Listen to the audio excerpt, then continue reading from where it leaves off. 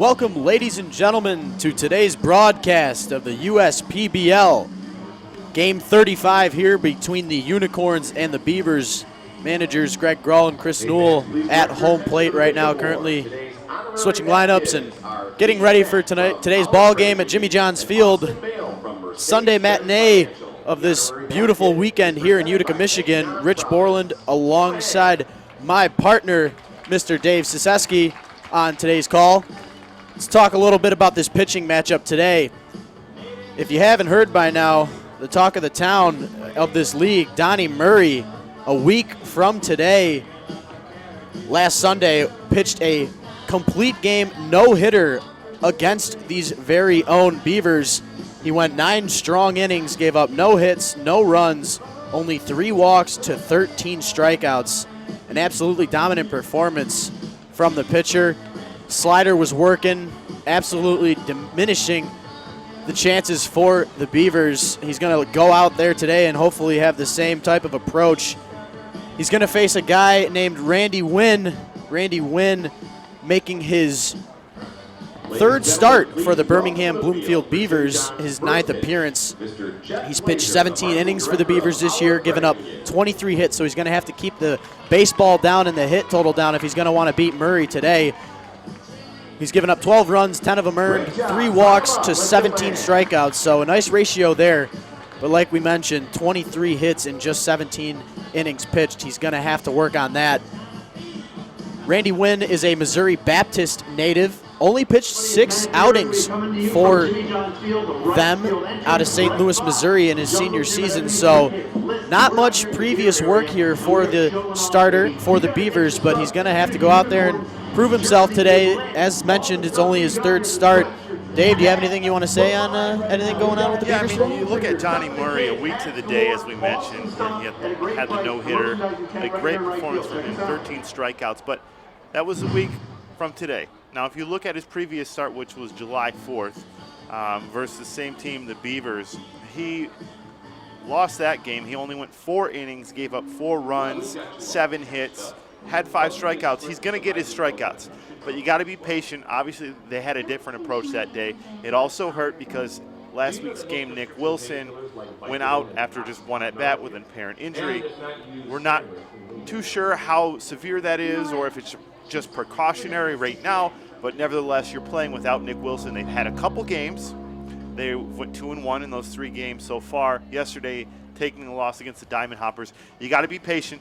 He's going to get his strikeouts, as I mentioned, but be patient in that count. Look for your pitch, and you have to take advantage when you get runners in scoring position because obviously last game, the 3 base on balls, but you know if you get a hit here or there, you take advantage of that and you get on the board. So you got to be patient.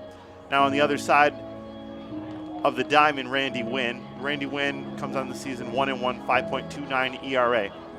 Now in 17 innings pitched, 17 strikeouts, only 3 base on balls with 23 hits. So that line kind of tells the story for him. He's had a little bit of issue giving up quite a few hits, 23 and 17 innings. He's not going to walk a lot of guys. So you got to be aggressive with him and take advantage early in the count. So look for the Unicorns to do that today. Yeah, definitely. I mean, both of these guys that are coming to the mound today throw a lot of strikes. Obviously, Murray has been a little more effective with his throwing so far this year, as the stats have shown. It's funny, actually, last start for Donnie Murray in his no-hitter, he faced off against Alex Kinch, and Randy Wynn actually came in to relieve him through 2 innings of relief against the Unicorns to try and have the Beavers come back. But Donnie Murray was just way too much for the Beavers to handle a week from today. We'll see what we have in store for today's ball game. First pitch is at 2 p.m. It's a beautiful day for baseball here in Utica, Michigan. You got the Beavers and the Unicorns. We'll take a quick break and we'll bring it right back. You're listening to the USPBL YouTube channel.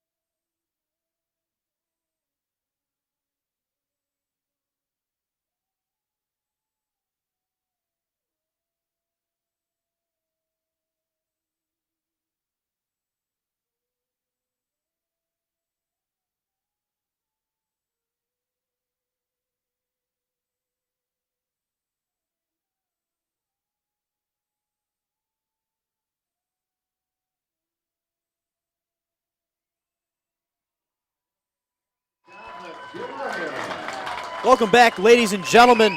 Once again, Rich Borland alongside Dave Siseski for today's broadcast for the USPBL Game 35. It is the Beavers and the Unicorns here today. It is Lancelot's birthday. Plenty of stuff going on here at the ballpark. Beautiful Sunday afternoon for baseball. Let's run through the lineup for this Birmingham Bloomfield team. Dave, you take it away.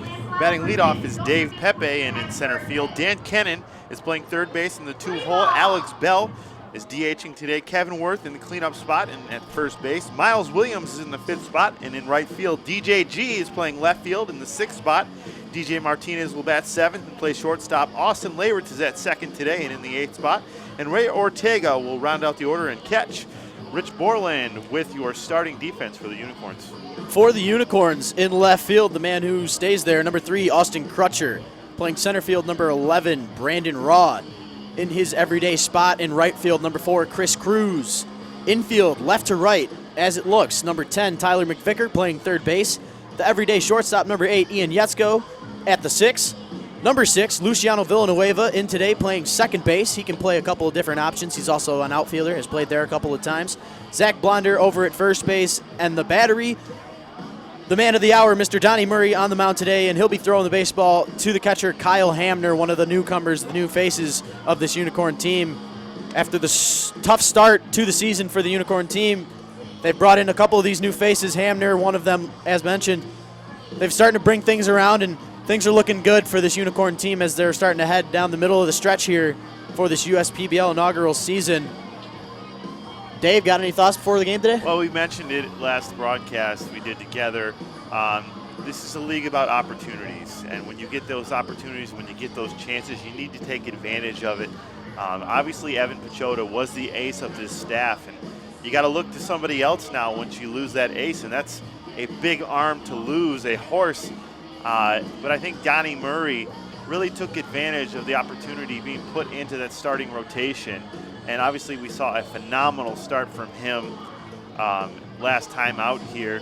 So looking for more of the same. Obviously, if you're on the other side, if you're the Beavers, you're going to need that continuous production from the heart of that order. You know, obviously Kennan in that second hole has been very good for them, but Dave Pepe leading it off right here, coming in, hitting well above 300.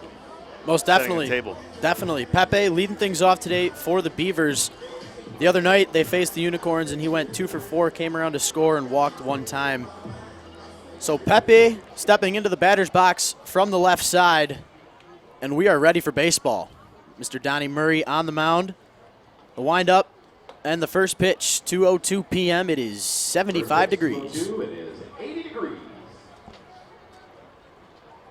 Well, first pitch, a ball there, but Donnie Murray, as we talked, will throw a ton of strikes today, so see if he can build from his last no-hitter. Second pitch thrown of the day from Mr. Murray's a strike right down the heart of the plate. So 1-1 the count on Dave Pepe. Coming into the game today, Pepe batting .341. This is game 23 for the starting center fielder for the Beavers. 1-1 pitch, swung on and missed. Good pitch there from the right-hander, Mr. Murray. He's going to be mixing it up back and forth with the fastball and the slider action. We saw it was quite a tremendous mix and match opportunities that he's been throwing, and was absolutely dominant last start, as mentioned. As he strikes out Pepe, looking here with the off-speed pitch. Donnie Murray getting things going early here, 1 strikeout for 1 batter. Yeah, 13 strikeouts in his last time out, so getting it started off the way that he finished last time. So, and if you're the Beavers, you know, for that confidence, you really want to try to get a hit, get something started early. Yeah, as we mentioned, he was just dominant. Definitely, yeah. Somebody's going to have to step up here for the Beavers today. Obviously, we've mentioned it time and time again. Donnie Murray with that no-hitter last start. Something's going to have to get figured out for this Beaver lineup as they try and go after the right-hander. As Dan Kennan steps into the box now, and he takes pitch number 1 from Mr. Murray. A strike once again, like we said. Donnie Murray going to be throwing plenty of strikes today, and the Beavers are going to have to take advantage of the right pitch when they get it. I like the mentality he has. He just works fast, too. He gets that ball, and he's just ready. So hitters got to be on their toes. Second pitch thrown to Dan Kennan is a ball on the outside half. Count evens up at 1-1 apiece. not one of the everyday faces in the field for the Utica Unicorns. That is Luciano Villanueva. Nice to see him get some time in there as Dan Kennan swings at this pitch and fouls it off of his right ankle, and pitcher's going to have to get a new baseball. Yeah, Dan Kennan, a guy that will make a lot of contact, doesn't strike out much, but Donnie Murray, obviously, as we mentioned, strikeout stuff. So a fun competition going on between these two. We'll see who can win this battle here. 1-2 is the count on the batter, Kennan. One down here for the Unicorns. Donnie Murray trying to paint that inside corner with the fastball. Not going to get the call there, just missing. Count evens up at 2-2 apiece. Dan Kennan, alongside the previous hitter, Dave Pepe, with tied for the most at-bats coming into today's game with 85. Dan Kennan, the team leader in games played at 23. The 2-2 pitch from Murray is down in the dirt. Good stop there by the catcher, Kyle Hamner. Hamner, a West Florida Argonaut native. If you've listened to previous broadcasts, we've mentioned it before. Kyle Hamner picked up for the main reason for his defense in his senior season for the Argonauts. He had 0 defensive errors behind the plate in 41 games played. The 3-2 pitch to Kennan, too far inside. He's going to take a walk here from Mr. Murray. So 1 strikeout and 1 walk to start things off. Kennan working the full count, doing a great job. Great at-bat. That's the type of approach you're going to have against a guy like Murray today. But Dan Kennan always going to work a deep count, does a good job. That's why he's in that number 2 spot. Like I said, makes a lot of contact, works that count, and that's what you want. So getting something started early with a big bat coming up, Alex Bell. Alex Bell playing DH, has played a little bit of first base, played first base here a couple of nights this week, and obviously one of the big stories for the Beavers is Bell swings and misses as for the first opportunity from Murray. Nick Wilson, the all-star of this USPBL league, tweaked something a couple of games ago. It was actually, in fact, against Murray a week from today. He swung and missed on a pitch and didn't look right after the swing, but it could just be a issue where you're trying to rest a guy and make sure he's healthy for the long term, don't want to rush anything, and Bell tries to get out of the way of this one. He thought he got hit by the pitch in the hand, but the home plate umpire is going to say that's a foul ball, so that's off the knob. I've never seen a ball, if that hit his wrist, as he's saying, I've never seen a ball bounce off that way. So yeah, you're trying to do what you can. You're going to try to sell it, but that was obviously off the handle of the bat. Yeah, definitely. That ball went way too far. Almost reached those beautiful diamond tables. Didn't really try to sell it too much there. Huh? No, you're going to have to run down to first base. Exactly. Wave that hand like you actually got railed there. So 0-2, the count on Bell. High pitch, tried to get him to chase there was Murray. Nothing doing there. Count goes to 1-2. And when you get ahead of hitters like this at 0-2, you have a lot of opportunity, a lot of room to work. Like he threw that pitch by design out of the strike zone there. So you set those hitters up. Good job by Murray. Yeah, definitely the setup pitch there for Murray. Let's see what that setup pitch was for here on the 1-2 pitch. Off speed, curveball missing low and outside.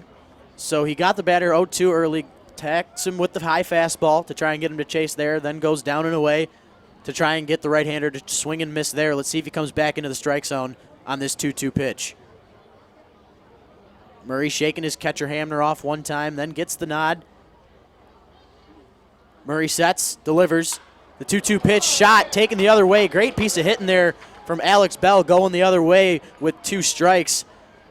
A single after that walk from Kennan brings runners to first and second for the Beavers, and they're threatening early here. So it only took 3 hitters to get the first hit in today's game for the Beavers, a whole lot more than it did. I mean, that was the first hit in 2 games for them. Yeah, and, you know, that can just calm your offense down. You know, you're not thinking about that anymore. And these are professionals, you know. They try to put that in the back of your mind. But, look, if a guy throws a no-hitter, it's there. It's always there. So now that that's out of the way, you got runners in scoring position, 1 out. Kevin Worth, who hit a home run yesterday, looking to provide some punch in that lineup. Yeah, Kevin Worth, 3 home runs on the year. As he fouls this one off, sawed off into fair territory to the first baseman, Zach Blonder. He gets the force out at first base and then catches Alex Bell in no man's land, running to second base as he tried to escape the tag at second. So the Beavers threaten but do not score. We're going to head to the bottom of the first inning, and the Unicorns will come up to bat. You're listening to the USPBL YouTube channel.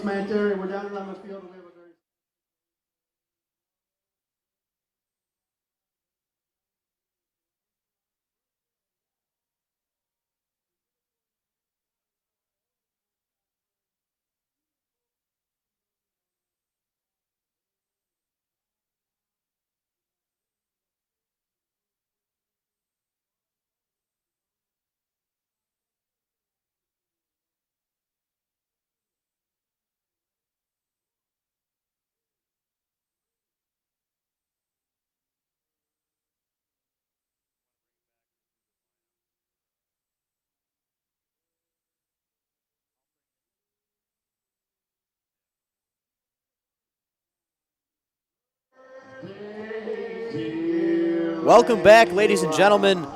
Heading to the bottom of the first here on this beautiful Sunday afternoon for baseball. If you're hearing in the background another happy birthday rendition, it is the mascot Lancelot's birthday for the Unicorns. So lots of beautiful things going on today. Got a couple of mascots from out of town. Got Grizz from the Oakland Grizzlies and a couple others, a couple of the Dunkin' Donuts out there. So beautiful stuff to see here for the fans, as always, at the USPBL. Let's take a look at that Unicorn lineup as they will face off against the right-hander Randy Wynn. For the Unicorns, Luciano Villanueva is at second base and leading off today. Ian Yetzko at shortstop in the 2-hole. Tyler McVicker will play third base, and in the 3-hole, Austin Crutcher in that cleanup spot playing left field. Brandon Raw will roam in center field and hit in the 5th spot. Kyle Hamner catching in the 6th hole. Chris Cruz at right field hitting 7th. Zach Blonder at first base hitting 8th. And Jeff Carter is DHing and in the 9th spot. Alrighty, so Mr. Wynn onto the mound for the Beavers, facing off against Luciano Villanueva. Villanueva on the year, batting .231 as he takes the first pitch from the right-hander Randy Wynn for a strike on the outside corner. Villanueva, 15 games. This is his 16th appearance as he takes a ball on the outside corner. Left to right, you got DJ G, Dave Pepe, and Miles Williams in the outfield for the Beavers. Count is now 2-1 on Luciano Villanueva. Left to right in the infield, Dan Kennan every day at third base for the Beavers. DJ Martinez at shortstop, as this ball is just past the diving second baseman, Austin Laritz. And the Unicorns with a hit in their first at-bat of the day. Likes what you want to see out of the bat off of Luciano Villanueva. Yeah, I mean, as you mentioned, Austin Laritz there at second base, unable to get to that one. Just a good piece of hitting. Not doing too much there, but hey, that's what you want out of your leadoff hitter. Do whatever you have to do to get on base. Villanueva doing a good job there. Yeah, great job there. Finishing off the Beaver fielding, Kevin Worth over at first base, and then the battery with Wynn and Ortega. Finishing it off today as Yetzko steps into the box from the right side for the Unicorns. Now, we mentioned Randy Wynn gives up quite a few hits here, but going to be important for him to stay ahead of these hitters. Doesn't walk a lot of guys, but as that one's fouled back. But going to also be important for these Unicorns to take advantage of these runners on base, not to leave too many people stranded today, because there will be opportunities, as there is already right now, but if you're Yetzko, you're going to do whatever you can to move that runner in scoring position. For sure. We talked a lot pregame on how these pitchers throw a lot of strikes, but that's going to be a cause for concern with how many hits will be hit today, as Yetzko takes a off-speed curveball high, and the count goes to 2-1. Defensively, Austin Laritz into the game for the Beavers, forcing DJ G to head to the outfield. We were talking earlier this week how it was nice with the turning for the couple of DJs up the middle, but nothing doing there today. So a couple of DJs on the left side of the field, one at short, one in left field. The count's 3-1 on Ian Yetzko. Wynn delivers this one, and it's fouled off, and a lucky fan's going to catch that one on M59. Well, that'll get you some more starts, too, if you can prove to be versatile like G can when you can play infield and outfield. That really creates a lot more opportunities for you as a player. Definitely.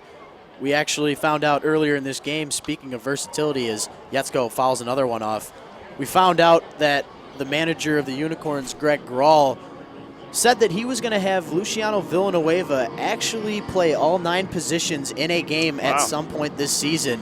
So pay attention for that. It's going to be exciting. Is Shane Halter for the Tigers. Yep, long time ago, as the 3-2 pitch, perfectly executed hit and run. Luciano Villanueva, no doubter, getting to third base on that one. Beautiful piece of hitting by Ian Yetzko. Hit that baseball right exactly where Alex Bell did on their hit and run in the first inning. So, like the Beavers threatened in the top of the first, the Unicorns are threatening as well with runners on first and third, nobody down, and the 3-hole hitter Tyler McVicker coming up to the plate. As we mentioned, you got to take advantage of those opportunities. You're going to give up quite a few hits today. On the hit and run there, I love the aggressiveness by manager Greg Grawl. Runners at first and third, nobody out. If you're Randy Wynn, you're going to want to really focus on beating these hitters, getting ahead of them so that you're not going to give up those hits like that. Hit and run plays will kill you defensively, and when you got a guy like Donnie Murray stepping onto the mound when you're coming up to the plate, it's going to be tough.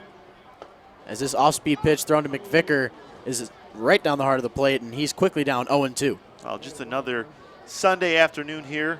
Great weather here again at Jimmy John's Field. We've been kind of spoiled so far this season. Very fortunate as McVicker rung up on strikes looking. Didn't like that call there, but that looked like that was a beautiful pitch. Set him looked up. good up here. And actually, the last time that these two teams played, McVicker went 0 for 4 and had 3 strikeouts. So he had a nice start in his first couple of games in the USPBL, but as of late, he's striking out quite a bit. He's going to have to figure that out in order to stay in that lineup, as we've seen so many guys move in and out as these managers not really taking much time as they try and figure out a winning system for the first year of the USPBL. Exactly.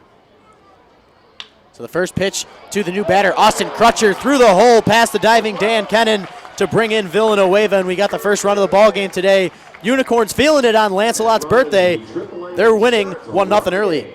Good job, good approach there by Austin Crutcher. That's their big hitter, the guy that, as we mentioned, can do it all out there, has power as well. And I like that he stayed within himself, didn't try to swing too hard at that, and just took a good approach and put that right between the third baseman and shortstop there for the first run of the game. Yeah, executing perfectly. I mean, Greg Grawl's got to be absolutely ecstatic with the way his boys are hitting the ball early so far off of a guy who hasn't thrown much. Like we said, this is only Randy Wynn's 3rd start of the season in his 8th appearance. So Unicorns taking full advantage of that here today. So first pitch to the new batter, Brandon Raw, a ball on the outside corner. Not only is Wynn giving up a lot of hits, but he's throwing a lot of pitches here. Only 0.1 innings, and he's already up to 16 pitches. The 1-0 pitch seems like it just low. Looked over the plate, but happened to be low. Home plate umpire not giving him that call. 2-0 is the count with runners on first and second. Be nice to get a ground ball here if you're the pitcher, Wynn. It's a pitcher's best friend, especially with that one out there to get him out of this trouble. Ugly looking swing there out of Raw. Yeah. Decided last minute that he was going to take a hack at that one. Yes. It looked too good. He was probably thinking out of the box, I'm going to let this one go. Pitcher's struggling a little bit, and then he throws one right down the middle, and he's like, well, so much for that idea. Looks like the battery mate here, Ortega, as well as Wynn, trying to get on the same page there, but not sure if they got crossed up or what happened there. That was arguably the best pitch of the day so far for Randy Wynn, as he's 2-0 on the count with runners on first and second. He throws a good strike. Says do it again, right? Yeah, exactly. So this 2-1 pitch lined just foul down that first baseline. Count goes to 2-2 on the batter. Raw batting .297 coming into today with 2 home runs and 4 RBIs for the Unicorns. Looking to drive in a couple of more as Ian Yetzko, the shortstop for the Unicorns, is out there at second base after he singled after the leadoff walk from Villanueva. Well, if you're Randy Wynn out there, this is not the way you wanted to start the game. You don't want to be laboring this early in the ball game. 3 hits already, just the 1 run. So like you said, if he can get that ground ball, that'll be his best friend there to get him out of this inning. Yeah, he needs it more than ever, as this is going to be pitch number 21, and it's going to get rung up. Brandon Raw, another not so nice way to get taken back to the dugout there. Both him and McVicker walking back in disbelief. So 2 nice pitches there from Wynn, striking out McVicker and striking out Raw, making his pitches when he needs to, but like we said, 3 singles so far. and 1 run. Limit the damage as you can. Limit your pitches, as we're only through .2 innings of play here for this pitcher. First pitch to the new batter, Kyle Hamner, is a strike down the middle. And if you're Randy Wynn, I'm just going to keep attacking that strike zone until something happens. Kyle Hamner, a good hitter, but you're going to want to keep throwing strikes here as this bat is shattered, rose up the middle, and just in time to make the play at second base, DJ Martinez flips it to Austin Laritz, and they get out of the jam. Close play there with the broken bat. It is currently 1-0 in favor of the Unicorns after 1 inning of play. You're listening to today's broadcast of the USPBL YouTube channel.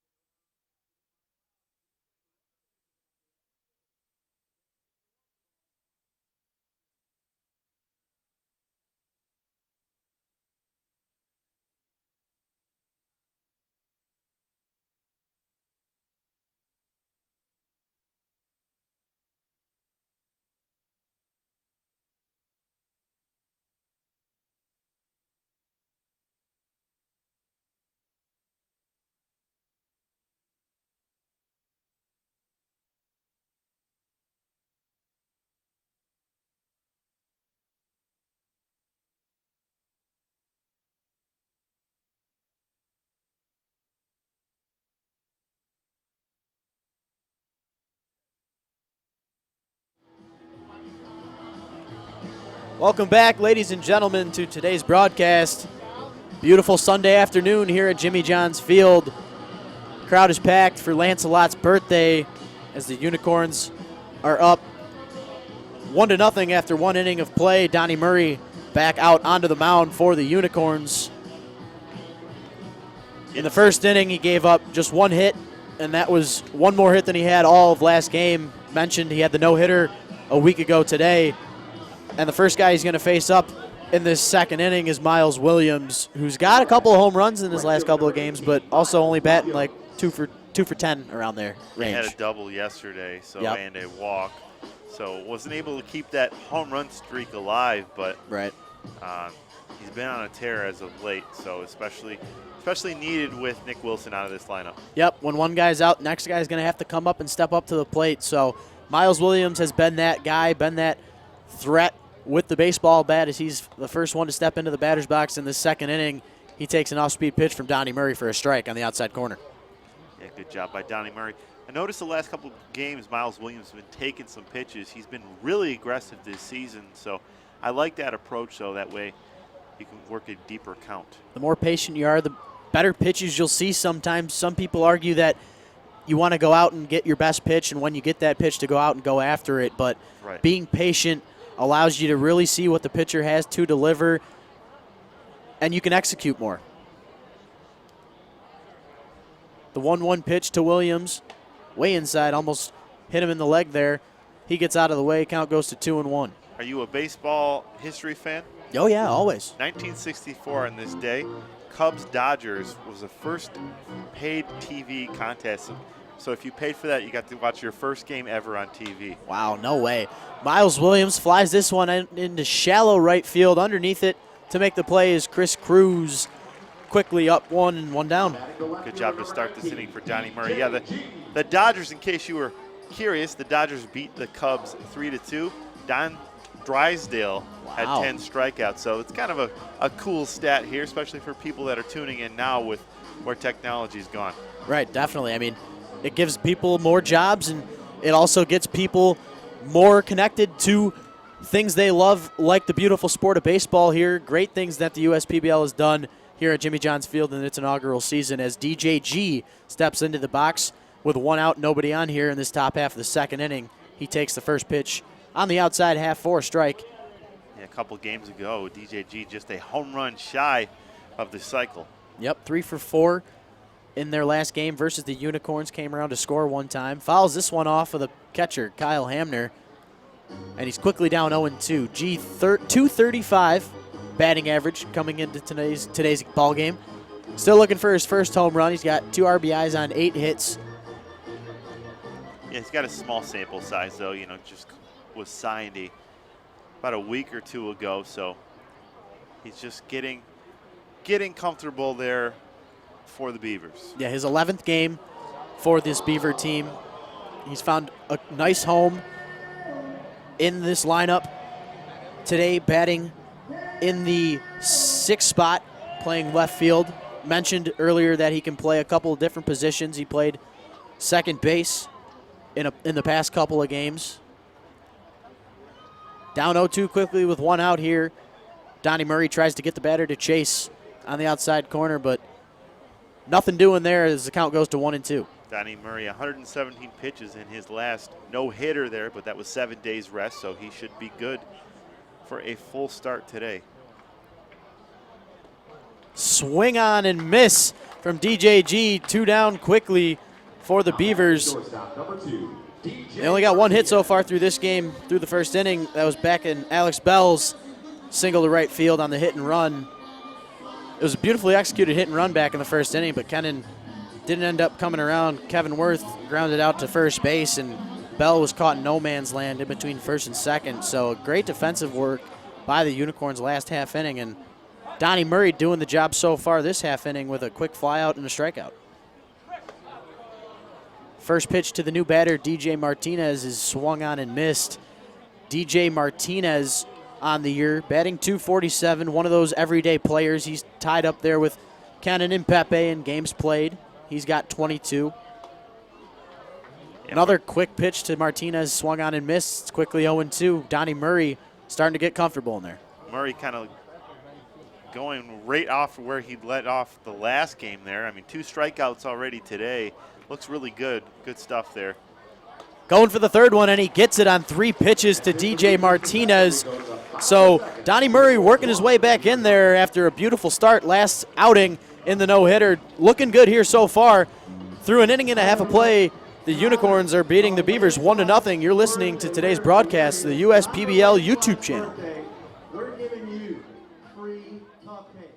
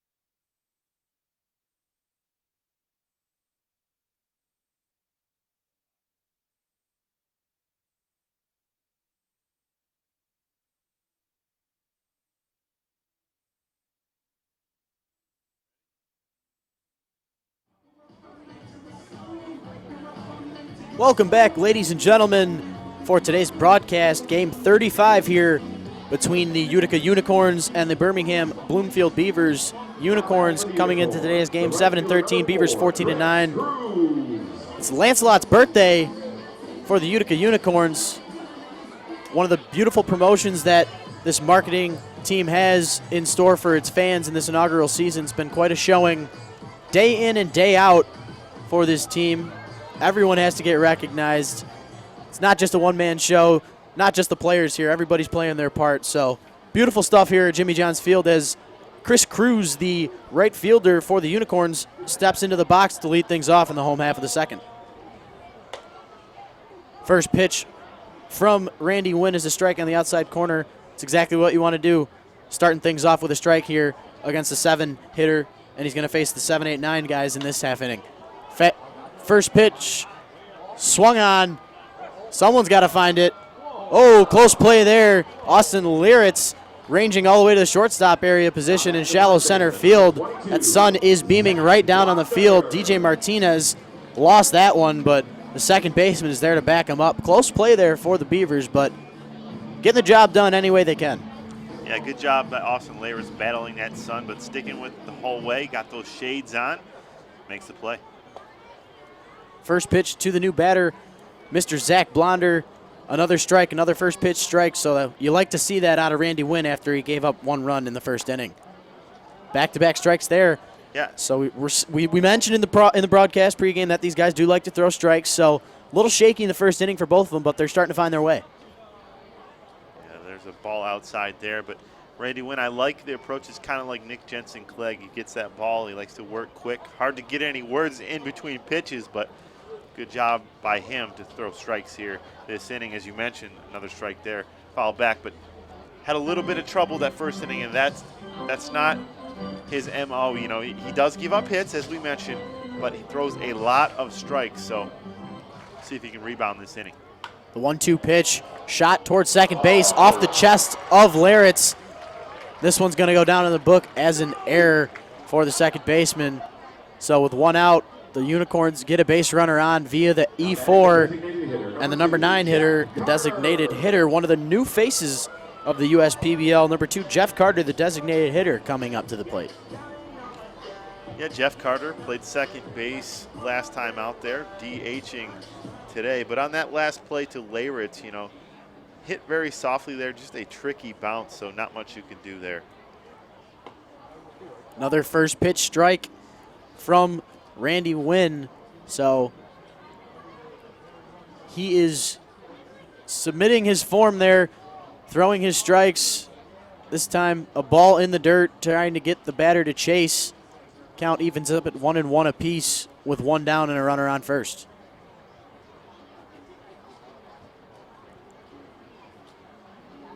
The 1-1 pitch to Carter. He looks at this one for a long time. Looked all the way to the mid as this one just misses, and the count is 2-1.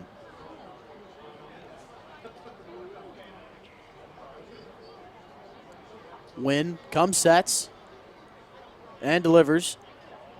That one looked real good up here. I don't know about you, Dave. Yeah, Ortega held that a little bit longer just to try to see if, even though he knows it's not going to get called again, it kind of sends a little message there. You know, he's got to do that so he can get them calls for his pitcher. Definitely. Jeff Carter saws this one towards the third baseline. Beautiful. Making a phenomenal play on the run is Dan Kennan. We've mentioned that Dan Kennan has played a couple of different positions for this Beaver team, but has found a home at third base. Did a little bit of shortstop work, a little bit of second base work, but has definitely found his calling at third base, making another, what play doesn't seem routine, but is routine for Dan Kennan, the third baseman. Dan Cannon's been phenomenal on both sides of the diamond. Came into this game in the 2 spot, hitting a little bit over 300, doing a good job getting on base, and like you said, playing some stellar defense for the Beavers. Stellar defense. So he got the out at first base. That moves Blonder over to second. Let's see if that error costs this Beaver team if he comes in to score here. Luciano Villanueva, we're back to the top of the order here in the second inning.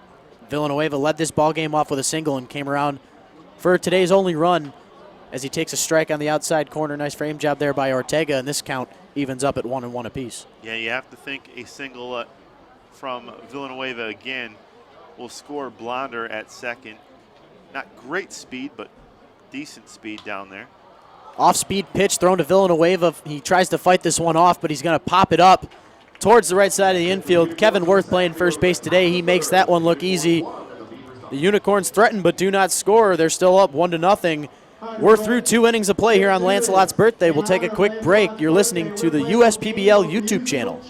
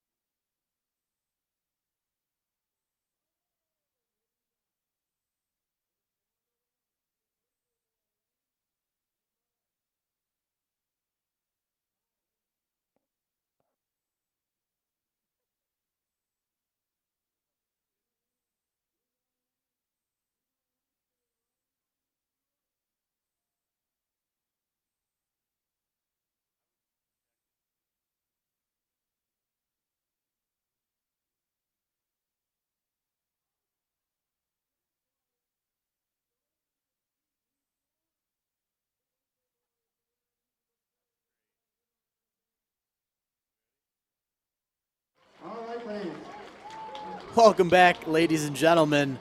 Another broadcast here today on this beautiful Sunday. Beautiful Sunday for baseball. It's Lancelot's birthday. He just won the musical chairs promotion here in the middle of at the end of the second inning. Another one of the great promotions by this marketing team here at the USPBL. Always a great show for these fans. Speaking of the show, we got baseball here today as well, too. Starting things off for the Beavers in the third inning, the second baseman, Austin Laritz.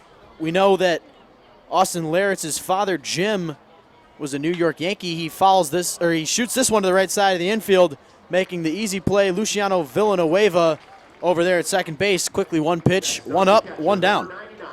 Yeah, Laritz trying to redeem himself after that error that last inning, but didn't cost him any runs for his team, but just hit softly there, an easy play. Another out there, an easy out for Donnie Murray.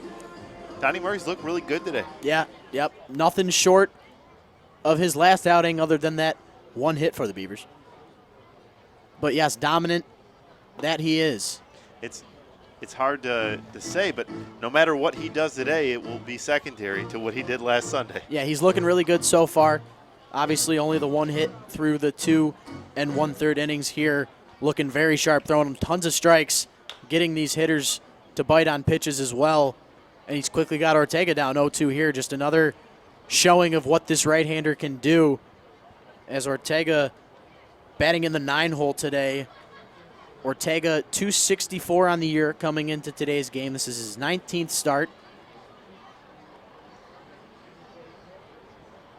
The 0-2 pitch just missing on the inside corner. Ortega froze up for a second, but did not get enough of the white of the plate there. Even when he's missing, it's not too far off the plate there, but you just can't get comfortable with him because he gets ahead of these hitters. Yeah, and just like his counterpart Wynn, they're both working pretty quick. Ortega hits this one about a mile high. It's going to end up in the stands here at Jimmy John's Field. And somebody in the front row is going to get a lucky souvenir. Yeah, luckily I didn't hit anybody there. That was one of those heads up or where you yell heads up and no one's looking there. Right. But yeah, another souvenir, and you mentioned the promotions that are here. Yesterday, the kids were able to enjoy the home run derby from the wiffle ball field, so a lot of fun things to do here. The 2-2 pitch from Murray to Ortega is fought off into foul territory. Not out of play, but out of the range of the first baseman, Zach Blonder. We keep talking about the stadium, the field, its dimensions, a lot like the Oakland A's stadium at the Coliseum in Oakland. Lots of range in the foul territory. I don't know if Blonder didn't pick that up or not, but looks like he could have got to that ball. In my opinion, I think he definitely could have if he broke right from the start. But, yeah, didn't seem he was giving 100% there on that foul ball. Probably just said, I trust Donnie Murray to get the job done, and he almost got it done there, just missing high and inside on Ortega. The count is now full, so we'll see who wins this battle.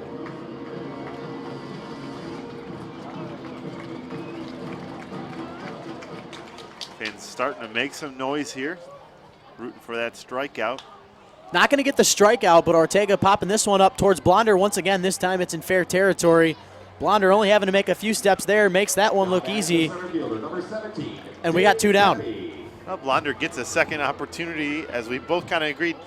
Not sure if he didn't pick up that last one that was out of play, but hey, nevertheless, he gets the out. Another easy out for Donnie Murray, but Ortega was able to work that count to full. 2 outs in this inning. So since that first inning, Donnie Murray has been absolutely dominant, shutting down guys. He has retired, let's count them, 1, 2, 3, 4, 5, 6 straight after that single to Bell back in the first. And the first pitch thrown to the left-hander Pepe, as we're back to the top of the order, is a strike. Pepe, a slap-hitting leadoff hitter. Not known for his power. Does have the 1 this season. Quickly down 0-2 as he looks at this one on the outside frame. Donnie Murray doing his job, doing what he's known for, throwing strikes, getting ahead of these guys. He's being absolutely dominant so far, and let's see if he goes after Pepe with this one. In fact, he does, and he gets him to swing. Absolutely fooled the left-hander there. Donnie Murray, being dominant that he always is, We're through 2.5. The Unicorns are coming up to the plate in the bottom of the third. But after we take this quick break, you're listening to the USPBL YouTube channel.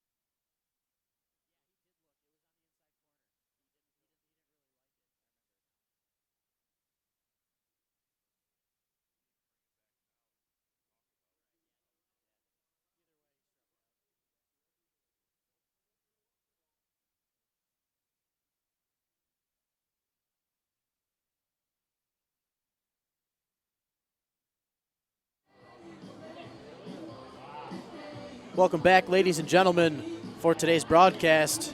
1-0 Unicorns here on Lancelot's birthday.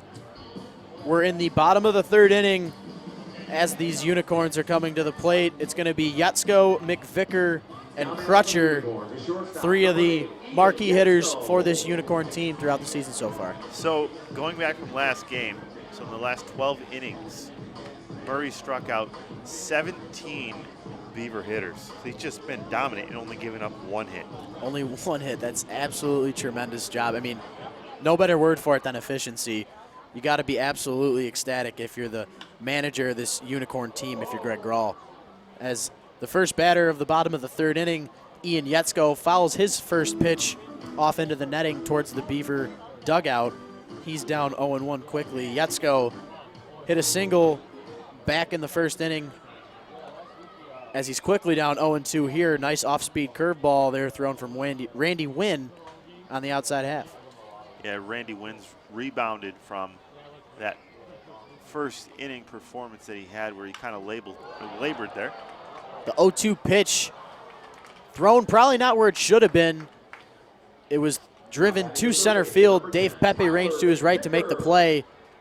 It looked good off the bat, but was too high up, and Dave Pepe, with his speed out there in center field, was there to make the easy play. Yeah, if you ask me, I think Wynn got away with one there. He hung one over the plate there, but Yetsko unable to do anything with it as Pepe was ready for it in center. First pitch thrown to McVicker. McVicker, as we mentioned, he's been striking out a lot. He's an aggressive swinger. Swung at the first pitch there, and he just simply lined that one right to Kevin Worth. Good piece of hitting. Just found the first baseman there. So a little bit of unluckiness for the batter, Mr. McVicker, the third baseman of the Unicorns so far here today, with that strikeout looking back in the first and that line out to first base. 2 outs quickly here, so these pitchers being dominant. And we know they throw a lot of strikes. Another first pitch swinging, this time from the batter, Austin Crutcher. He's going to get lucky big time as Ray Ortega. It's not going to go down in the books as an error, but it's a mental error for him for sure. Could have been out of this inning big time. Randy Wynn already at 43 pitches. Would have been nice to limit the amount there. Yeah, if you speak to Ray Ortega after the game, he's going to tell you 10 times out of 10 he's got to get that one and help out his battery mate. Yeah, for sure. Whether he's getting out of the inning, the thing is you're stopping your pitcher from throwing any more pitches to keep it down. There's a long list that it affects. It can help out the bullpen, less arms. And who knows, that could be a factor in a next game, even though they only got a game coming up on Wednesday. So either way, Austin Crutcher quickly down 1-2 here against the against the pitcher Randy Wynn. 1-2 pitch fought off, and it's going to drop in front of Pepe out there. So Austin Crutcher gets lucky with that first pitch swinging in foul territory. Easy play there for Ortega he could have made, but well, he works it and he gets on base. You can't give good hitters like that second opportunities, and Austin Crutcher's been phenomenal for this team. He's been their best power hitter this season. Not only power, but everything. I mean, he Exactly. leads the team. He leads them in games played. He leads them in and with a swing at-bats, like runs, that, hits, you name you it. can tell he's not just power. He does it all, like you mentioned, and good piece of hitting by him. Speaking of good piece of hitting, that. Brandon Raw fighting this one off himself. You see Wynn attacking that inside zone, and these Unicorn hitters keeping their hands inside, driving the ball up the middle. They're doing exactly what they're supposed to do with that baseball. And we're not picking on Ray Ortega, but look, that's the difference of an inning. Little plays like that might go unnoticed. That's a quick inning for Randy Wynn if he gets that out there, but now he's pitching under stress again. Right, yeah, 2 pitches, 2 outs to Yetzko and McVicker with a couple of lineouts to start this inning. And then, like you said, Ortega making that mental mistake in foul territory. Could have been out of the inning in 3 pitches if you're Wynn. Ortega, another just not heads-up play Crutcher as Crutcher, a huge jump. He timed that perfectly, keeping an eye on Randy Wynn. Not sure if Wynn is giving the same amount of looks. He's not really paid attention to many base runners so far here today. No pickoffs so far. This is a 5-tool guy, Austin Crutcher, as we mentioned. He does it all. Just a heads-up play by him. So runners on first and third. Crutcher there on third. Raw on first. Kyle Hamner looks at the first one for a ball and then swings at his second one for a strike. The count is 1-1 with 2 down. You don't see a lot of players go with that no batting glove look there, but Hamner going with the old school look, huh? Yeah, I mean, every guy has a different type of comfortability, and reminds me a little bit of Will Myers, the home run derby candidate from the San Diego Padres. He's on quite a hot streak. Yes, sir. He is one of the predominantly known guys not to use batting gloves in the league. And would you look at that? No batting gloves, no problem. Right there, an RBI single for the West Floridian native as he brings in Crutcher, and the Unicorns up 2-0 here. Lancelot's got to be happy as the Unicorns are delivering for him on his birthday. Well, Kyle Hamner, one of the new guys, as we mentioned, opportunities, and when you get them, take advantage of them. That's the way you stay in the lineup. Hamner doing a good job, doing his best Will Myers impersonation there, taking it up the middle. When you let the inning live a little bit like that, good teams take advantage of mistakes. Yeah, Ray Ortega has to be biting his lip right now just thinking about what it could have been, as the Unicorns now have 7 hits and 2 runs, and they're still threatening with runners on first and second.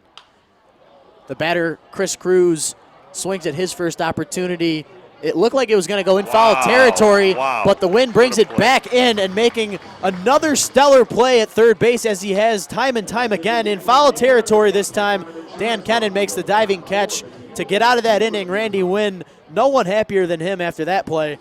So the Unicorns add on another one. They take the lead 2-0. We're through 3 as you're listening to today's broadcast of the USPBL YouTube channel.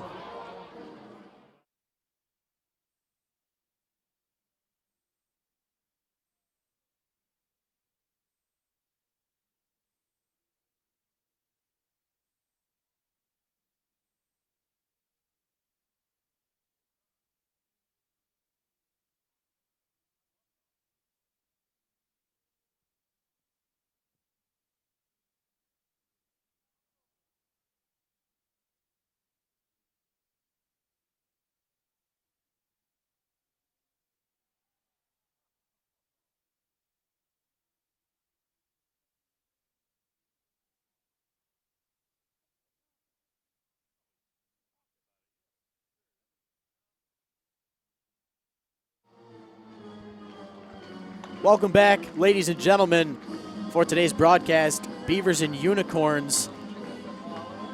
Beautiful showing of defensive work, making spectacular plays in the field was Dan Kennan down that last inning, and making a couple of spectacular plays out right now in the field is Yates, the spectacular dog. He's catching frisbees from his partner right now. It's an absolutely wonderful show as we got the camera on him now. Just another great part of this advertising and marketing for these fans. It's such a great show. I mean, man's best friend, right? And as the sun comes out here, making this an even more beautiful day. But that's the things that they bring here to this field. The promotions, as you've already talked about. There's so many wonderful things at Jimmy John's Field to enjoy. And now you're having a good baseball game here, 2-0 Unicorns, seeing Donnie Murray pitch.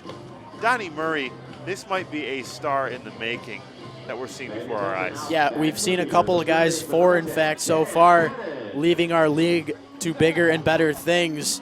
Donnie Murray might just in fact be that next one to go. We talked about Evan Pichota the former ace of the Unicorns, leaving for the Pittsburgh Pirates organization. You wonder how many more starts Donnie Murray has before he gets called up. Did you know that when Donnie Murray tried out, he bought a one-way ticket and just got a tryout, and look what happened. It's crazy stuff. You got to love stories like that. So the right-hander back onto the mound to face Dan Kennan, that man who made the phenomenal play to end the top of the third inning. He's in there with a walk already. He reached second base, but nothing more back in the first. Yeah, nobody happier than his buddy Randy Wynn, who he got out of that jam that inning with that catch. Kennan fouls this one off towards that third base dugout. Kennan went 1 for 4 the last time these two teams played, walked and came in to score. But you'd like to get some hits together here against a pitcher like this, get guys on base somehow. I mean, it's tough when you go down and you're throwing this many strikes. Sometimes you're going to have to do things like that Dan Kennan just did and call time to try and get inside that head of the pitcher. Mess with the rhythm a little bit. You have to. The little things like that. And I think this guy, Dan Kennan, he doesn't have the huge power numbers, but he is one of the most important players for this team. Definitely. Like we mentioned previously in the broadcast, one of those guys who has played every game for the most part for this Beaver team, leading the team in games played at 23 coming into today. He's down 1-2 in the count against the right-hander Murray.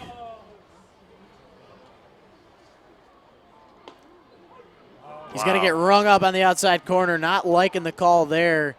In fact, giving a couple of words to the home plate umpire, even pointing to the paint on the outside. So, I mean, you don't get your way, yes, but either way, you got to respect the umpires here and head back to the dugout and get your opportunity next at bat, and you're going to have another plenty of opportunities. When you're hitting your spots so like that, you're going to get those calls. 100%. I mean, you're going to get that respect from that umpire, and Donnie Murray doing it again.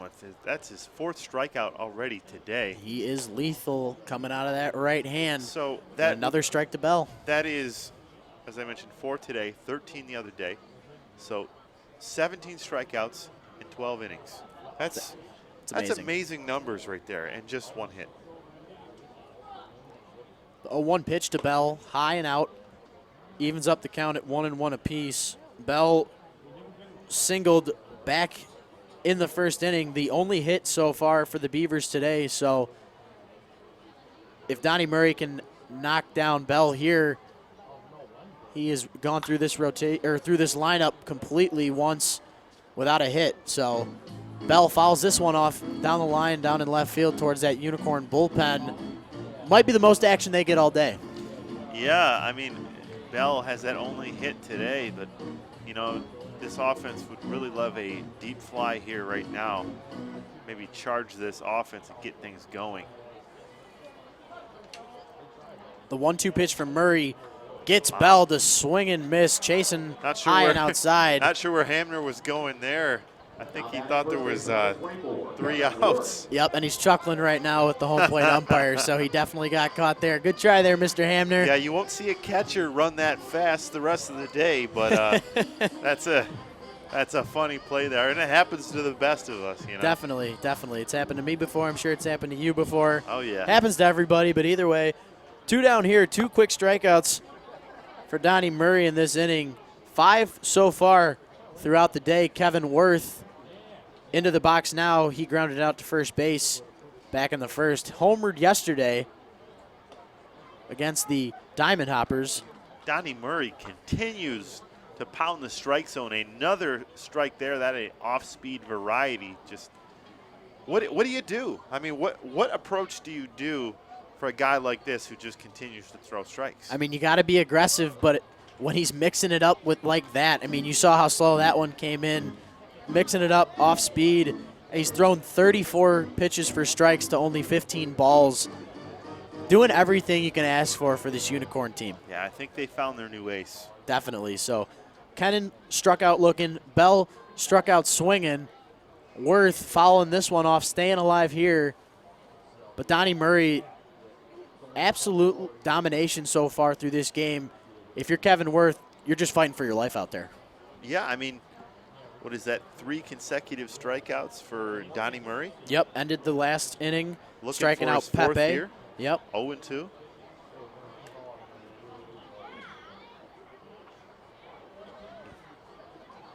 Even when he misses, he's getting a little bit of a bite there as Worth just looks uncomfortable up there. I mean, how do you go up there comfortable with somebody cruising like that? I mean, you know? in his last outing against you guys, he throws a no-hitter, and then he comes out today throwing like this, almost identical form from a week ago. And it's just it's one of those things you're going to have to really bear down and focus if you're this Beaver lineup. You got a guy out there who throws plenty of strikes, and he can pinpoint his location to wherever he wants. When you got a guy who can control the baseball that well, it's that much harder for batters to be successful as Murray tries to get Worth to chase there way outside. Nice stop there by Kyle Hamner. Got the wind blowing pretty hard right now out there out in the outfield. So if going you right get to left. anything out there, we'll see what the wind can do with it. The 2-2 pitch. Wow. He's going to ring him up himself. So Donnie Murray absolutely dominating here. Strikes out the side in the 4th inning. Through 3.5, the Unicorns are up 2-0 here. Donnie Murray putting on quite a show for Lance on his birthday. Where you're listening to the USPBL YouTube channel. We'll be right back.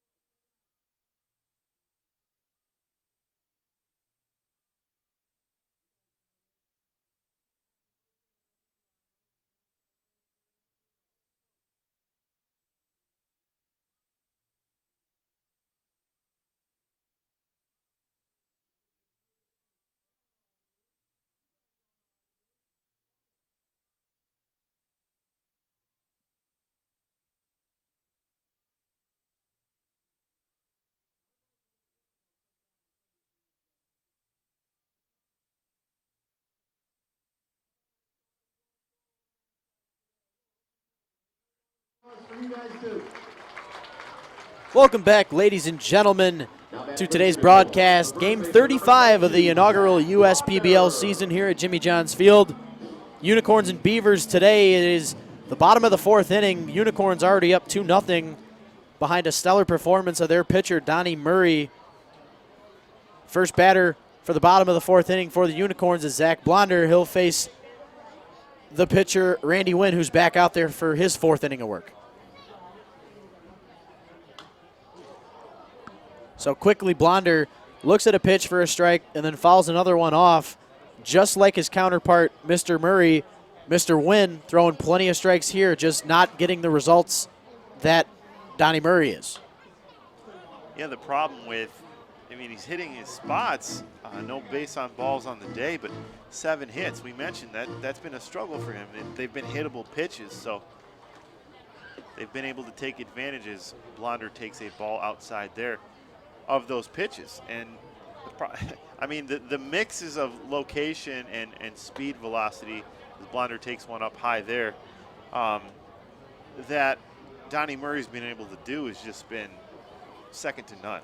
Yeah, I mean, coming into the game as Blonder shoots this one to the left side of the infield, and the man who usually is there with the glove at third base, Dan Kennan, makes a not-so-routine error over there at third base. So giving the Unicorns another base runner here just goes to show you got to be ready every single play, especially when you got a guy like Donnie Murray as your opposition on the mound. Can't make any room for error as they're already down 2-0 here in the 4th. Yeah, that's the 4th error on the season for Dan Kennan. So Blonder on base for the 2nd time today, both via the error.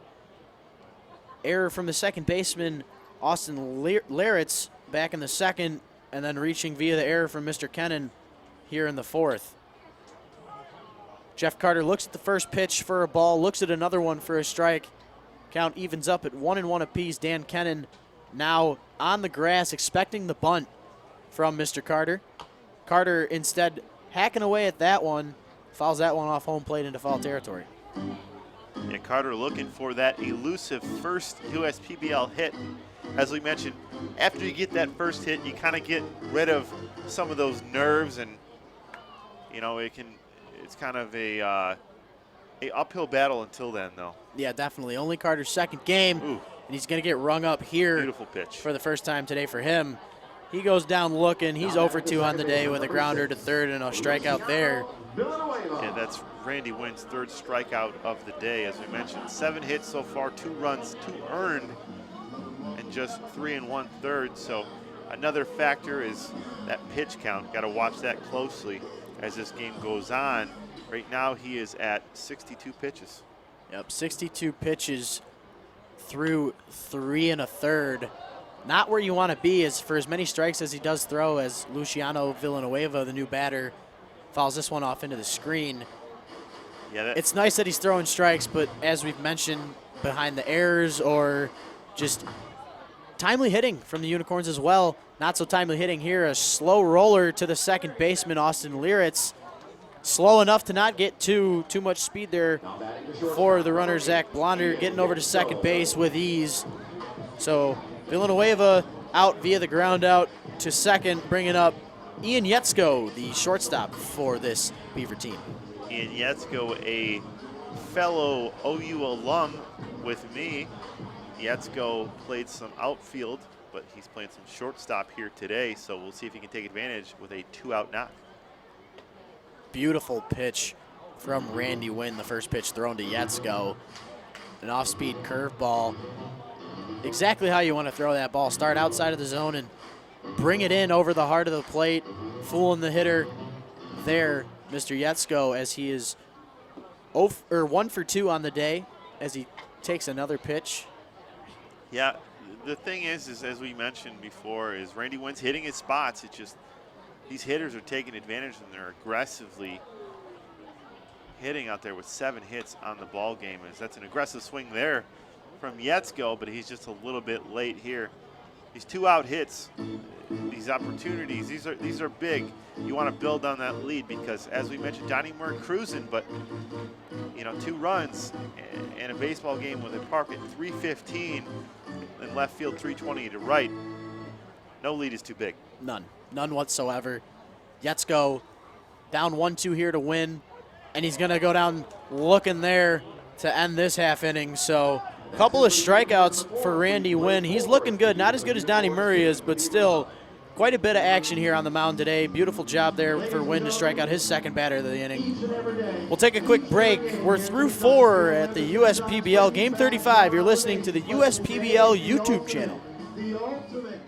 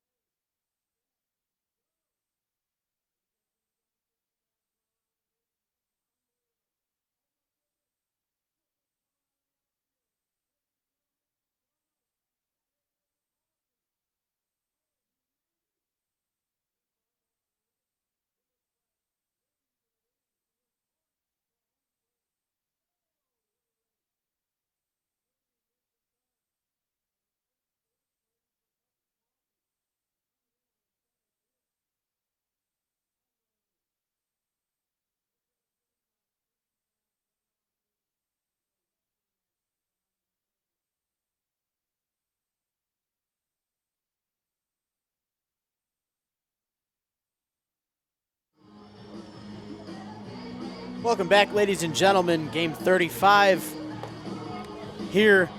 Rich Borland alongside Dave Siseski. Back out onto the mound, the man of the hour, Donnie Murray. He'll face the hottest hitter for the Beavers, Miles Williams, along with DJ G and DJ Martinez. After that, cruising so far here, though, through 4 innings. So Mr. Donnie Murray, the story of this ball game again. Want to know what he's done in his last 13 innings? I'd love to hear it. 20 strikeouts. Wow. 20 strikeouts, 1 hit. 20 Ks to 1 hit. The only hit coming off of the bat of Alex Bell on that hit and run back in the first. He's got 7 Ks here so far today not already. Even hit 13. that hard either, too. No, so no. I mean, it was just a nice piece of hitting by Bell to take it the other way. And outside of that, for the last couple of games, Donnie Murray has been the absolute star of the show, taking out all the fame for this Unicorn team. And he's back out there for the 5th inning of work. You got to imagine he's going to go as far as he possibly can today. He keeps pitching like this, he's going to find himself in the show. Yeah, I mean, unfortunately for us, we're probably not going to get to see him too many more outings, but hopefully we'll see him as far as he can go. Obviously, one of the great stories of this USPBL. Already 4 guys made it to minor league affiliates for the MLB. Plenty more to come here, as there's plenty of talent to go around at the USPBL. Speaking of talent, into the batter's box now, number 18, the right fielder, Miles Williams. Couple of home runs in his last couple of games. Miles Williams had a cup of coffee with the Florida Marlins as well, so. Sounded like a broken bat, but a ground ball to shortstop there to make the play. Number 8, Ian Yetzko, 1 up, 1 down for Mr. Williams. Yeah, broken bat there for Miles Williams. Just, I mean, you can't say it enough. The way that he's approached these hitters, even these aggressive power hitters as well, he's just been able to shut it all down. And he's out there, he looks very calm and collective on that mound. I mean, he has every right to be, as he is absolutely diminishing these hitters' opportunities. Whether he gets them out on the first pitch or he gets them down with the strikeout, he's being effective and efficient as well as anybody could be. And look at that. Even when he throws balls, guys are swinging at him because he knows this lineup likes to be aggressive. Manager Chris Newell telling his hitters to go out there and hopefully get the job done today. Mentioning Donnie Murray with his no-hitter last time against this team. As DJG takes another pitch. Outside corner, he's down quickly, 0-2. Donnie Murray, nothing else you can say. I mean, he's just out there doing work. Nice try there to try and get the batter to chase. Good stop there by the catcher, Hamner. And let's be honest, too. Look, this offense is not the same without Nick Wilson in there. That's they're 2-1, but in a big sample size, that's going to be a little bit different. It's hard to win without a power bat like that. Arguably the MVP so far this season. DJG fighting this one off on the inside corner, dropping in for a base hit. There you go. Beavers with their 2nd hit of the ball game. Donnie Murray still being very efficient as he had 2 strikes on G there. Good pitch, just happened to get a piece of it. Good piece of hitting there from DJG as he gets the 2nd hit of the ball game for the Beavers as we're already through 4 1/3. Yeah, G showing some power there because that was jammed on the hands there, but he's able to power that out to left field for a bloop single. Not how hard you hit it, but where you put it. Most definitely so. You got DJG over there at first base and DJ Martinez. Don't get confused with Tiger JD Martinez, who's nursing that broken elbow when he collided with the wall for the Detroit Tigers. The Beavers need Nick Wilson like the Tigers need JD Martinez. Definitely. Both teams in a little bit of a struggle. Obviously, we mentioned Beavers 2-1 without Nick Wilson. Nick Wilson departing the game a week ago against Donnie Murray on a swing, giving other guys opportunities, but the Beavers still looking for some hits today. Only 2 so far, and almost making a spectacular catch over there at first base was Zach Blonder.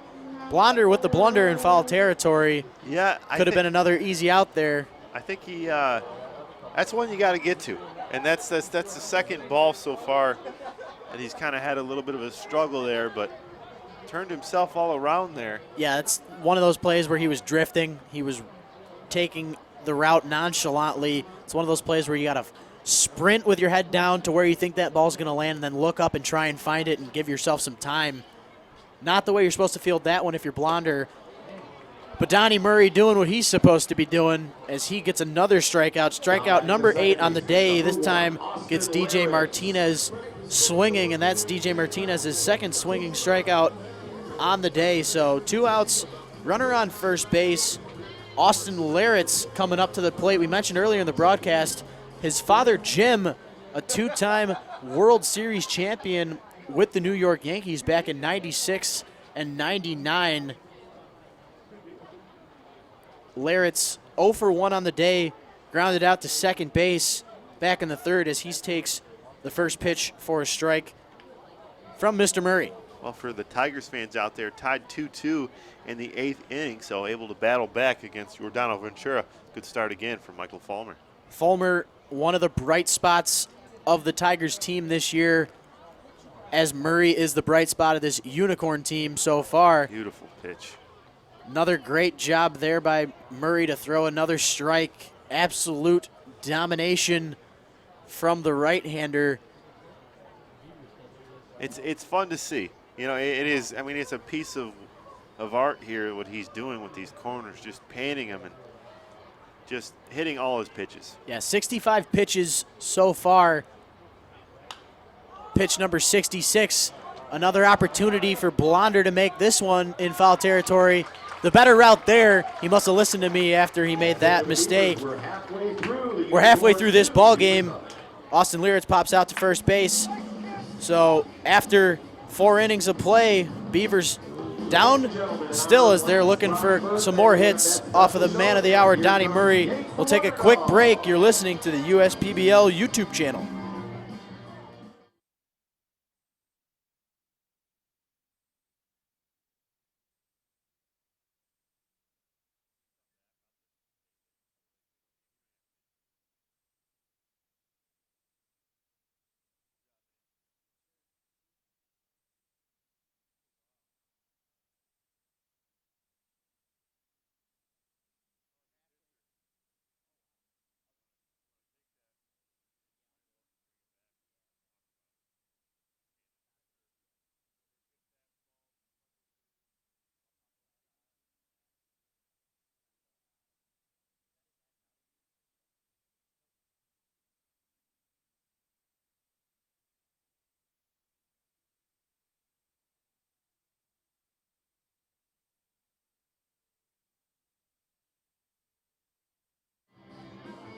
Welcome back, ladies and gentlemen. We're headed to the bottom of the 5th. Unicorns coming up to the plate. But we got a new pitcher on the mound for the Birmingham Bloomfield Beavers. That is Houghton Buchanan, the Biloxi, Mississippi native. Pitched for Ole Miss in 2014. And he'll face Tyler McVicker, Austin Crutcher, and Brandon Raw to lead things off in the bottom of the 5th inning. And for the rest of this one, I'm going to give play-by-play to my partner, Mr. Dave Siseski. Dave, take it away. Thank you, Rich. Final line for Randy Wint, 4 innings pitched, 7 hits, 2 runs, 2 earned, 4 strikeouts. So struggled, kind of labored through this one. He had a rough first inning, 7 hits, as I mentioned, a little high for him. Wants to cut that down a little bit. But you'd like to see him extend that start a little bit as my partner here gets all tangled up. Got caught under the chair. Yeah, but you know, he did a good job battling back. Obviously, like I said, you want to extend that start a little bit, save that bullpen. But Donnie Murray, the story of this ball game, as we mentioned, and that'll bring up Tyler McVicker, number 10 for the Unicorns. Yeah, McVicker on the season. This is game number 4 for him. Had a couple of RBIs through his first game with the Unicorns. Looked like he was going to be off to a nice start as he swings and misses at the first pitch, but seems to be quite a factor with striking out. He was 0 for 4 with 3 strikeouts the last time he faced his Beaver team, and he's already struck out once in this ball game back in the first. So he's, as he looks at this one, 1-1. 1-1 from the tall Houghton Buchanan, who features a mid-90s, sometimes lower 90s fastball. The 1-1. Swung on and miss by McVicker. Big swing there. That's his go-to for Buchanan when he's at his best. He's painting the corners. Look for a lot of outside fastballs from him. Doesn't go to that off-speed too much, but as I mentioned, mid-90s. The 1-2 pitch to McVicker is a breaking ball outside. We we've talked about Buchanan. Had the outing the other day against this Unicorn team, only 1 inning of work, had the bases loaded with only 1 down and struck out a couple of guys. We mentioned that he is one of the hardest throwing guys in this league, but with that comes a little bit of location problems, but he's got McVicker 2-2 here. A 2-2 there is swung on and pop foul behind us here. Buchanan will try at it again, 2-2. Tyler McVicker playing third base, one of the newcomers for the Utica Unicorns. Buchanan sets. And McVicker stepped out there, was granted a late time there from the umpire. You don't see that very often, but yeah, a couple of fortunate things there for McVicker. Not only did he get another turn looks like he to lost face Buchanan, but he also saw what he was bringing on that 2-2 pitch. It was a pitch right down the heart of the plate, so lucky for McVicker, he called time there. The 2-2 pitch is hit sharply down right field. Miles Williams unable to get to that one. That'll hit the wall, and McVicker will cruise in there to second base. A strong throw from Miles Williams there, but McVicker already there. That a easy double. Good way to start off this inning for the Unicorns. Most definitely Mr. McVicker. That is double number 3 on the year. And this is the guy you want coming up here at the plate, Austin Crutcher, as we mentioned, a kind of a 5-tool player. He does a lot here and comes into this game hitting .278, but with 2 hits today, he'll be over that .280 mark. No outs, runner at second. That's McVicker. The first pitch to Crutcher is a fastball hit down to first base, and it'll hit off of the first baseman, Worth there, and unable to make the play. Crutcher, with the speed that he has, will reach first base. You have to think that will be scored in error there. Yeah, I mean, as hard as that ball was hit, because it was a laser beam off the bat going the other way from the batter Crutcher. I mean, that comes with, That's I mentioned with, yeah, definitely, it's going to have to go down as an error, but with how hard Buchanan throws, Crutcher just stuck his bat out there, and it just absolutely shot off of the bat, and the first baseman, Kevin Worth, not ready to make the play, so that error is going to be costly. Once again, another untimely error for the Beavers now that they got runners on first and third with nobody down. First pitch to Brandon Raw, who's 1 for 2 with a single today, is a strike. So Buchanan's going to have to battle out of a stressful situation here. Runners at first and third, no outs. The 0-1 pitch. Raw hits that softly in front of Ortega. Ortega looks back to runner at third, throws to first, and will get the first out of this inning. Crutcher moves up to second base. Good job by Ortega. Look that runner back and make the right play. Yeah, absolutely heads-up job. You got to know your situation coming into the play. Be ready for a bunt situation. And even though the batter, Brandon Ross, swung at that pitch, it was basically a bunt play, just getting down the first base line out of the batter's box, keeping your eyes on the runners at hand and getting the out. Absolutely good job by the catcher, Ortega. Veteran move there. First pitch to Kyle Hamner is a swung on, and looks like that was popped off of, I don't know if they hit off Ortega's and the umpire's mask there, but and that'll hit the backstop there. But Ortega doing a nice thing there, giving the umpire a little bit of time there to collect himself. Yeah, when I saw Hamner swinging at that pitch with a lot of force, and it just nicked off the bat of Hamner, but I didn't see it hit Ortega, I don't think. I think that went straight to the head of the home plate umpire. But yes, like you said, kind of a wake-me-up right? tip there, huh? But Hamner, as we mentioned, already has a single up the middle and an RBI today as well. Yep. Looking for another one, and that'll be a ball outside to catcher Hamner. Hamner drove in Crutcher back in that third inning for the second run of the game. Looking to bring him in again as Crutcher is over there on second base along with McVicker on third. The 1-1. Buchanan sets, delivers, swung on and missed by Hamner there. That's, as we mentioned, another fastball there. 90% of Buchanan's pitches, I'd say, are the fastball variety. Definitely. And looks like he'll I'd bet on a fastball here at a 1-2 count, and that is a little bit outside. That's the thing that Buchanan likes to go to, is that outside pitch there with that fastball. Paints the corners, as I mentioned, when he's on. That one just a little bit outside at 2-2. Yeah, and we've talked about a couple of these Beavers hitters not getting their calls against Donnie Murray when he's painting on the outside corner. The 2-2 pitch is hit out to right field. That one, Miles Williams running and diving on that play. The hat comes off there. What an effort by Miles Williams, who's unable to get to that one, but a little slow getting up there. Yeah, that's an A-plus effort from the right fielder there. We know Miles Williams has the speed out there. There's a reason he's out there. And he was an inch or two from making one of the best plays I've seen throughout this entire season.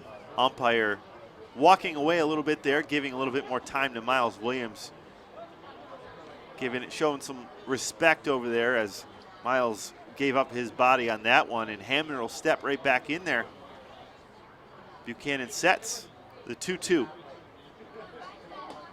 That one will be outside. Looked like a off-speed pitch there from Buchanan. Yeah, after the home plate umpire got hit in the head, Ortega showed the respect there, giving him some time, and after Williams makes the almost spectacular play, it's nice to see the respect being shown right back as they gave him a little bit of time. 3-2 pitch. Hamner hits that out of play. Fans making some noise here as the Utica Unicorns are kind of the home team, even though all three teams play here. When the Unicorns are playing, they are kind of that designated fan favorite here. Yeah, technically we are in Utica, so the Utica Unicorns definitely a fan favorite here. As we pitch is high. Sorry about that, Rich. No, all good there, sir. Just was going to say another beautiful part of this promotion for these fans. You mentioned a lot of them being Unicorn fans. It is Lancelot's birthday today if you're just recently joining our broadcast. So beautiful promotion out there today. Happy birthday to Lancelot of the Unicorns. This team doing everything they can to make Lance's birthday a success as they're up 2-0 here, looking for their 9th hit of the day as Chris Cruz steps up into the box with runners on second and third. Yeah, tough spot for Buchanan. Chris Cruz steps in. First pitch to him is swung on and hit softly. That one looks like that's going to be trouble. That's going to drop in front of Miles Williams, who bobbles it, throws it in. That's going to bring in 2 runners there. That's a 2 RBI single for Chris Cruz. What a good piece of hitting by him, first pitch swinging. Yeah, first pitch swinging. You know that Buchanan's a fastball pitcher, and he did the exact thing that you're supposed to do with that. Chris Cruz taking it the other way, bringing in a couple of runs. It didn't look good off of the bat, but one of those bloop singles, just a fortunate thing. It's beautiful what happens when you stick your bat out there. We say it time and time again. It doesn't matter how hard, but where you put it. Most definitely. And here's Zach Blonder with a runner at second and first here. The first pitch from Buchanan is a ball high, 92 miles an hour on that fastball from Buchanan. But Buchanan has struggled so far in this inning, just the 1 out, 1-0. He sets the pitch. Swung on and missed by Zach Blonder on another fastball from the big righty Buchanan. So runners at second and first, trying to add on 4-0 Unicorns over the Beavers. The 1-1 is a strike. Looked like he took a little bit off on that one, did Buchanan. Yeah, that was an off-speed pitch there, and with the amount of fastballs that this guy's throwing at the speed that he's throwing, when he brings the off-speed pitch in there, it's almost unfair to the hitters. The 1-2 pitch, Buchanan sets. The pitch swung on and missed from Zach Blonder. That'll be the second out of this inning. Good pitch from Buchanan to recover a little bit here as he's run into some trouble, giving up 2 runs already, but you got to have a short-term memory in this league and get outs. Yep, short-term memory in anything involved with sports. Things don't go your way, you got to forget about it, turn the page, and keep on trucking, as Houghton Buchanan's going to have to do here with a runner on second. Jeff Carter up there. First pitch to him is a ball high. What a spot for him and a good opportunity to get that first hit. you think if he gets a hit here in the right spot, he gets an RBI as well. Yeah, not only an RBI, but hopefully that baseball back, as Carter, like you said, looking for his first hit in this league. Hopefully he'll get a big round of applause. The 1-0 pitch is swung on and tapped behind us. Also something to mention on those baseballs, every baseball signed by Andy Appleby.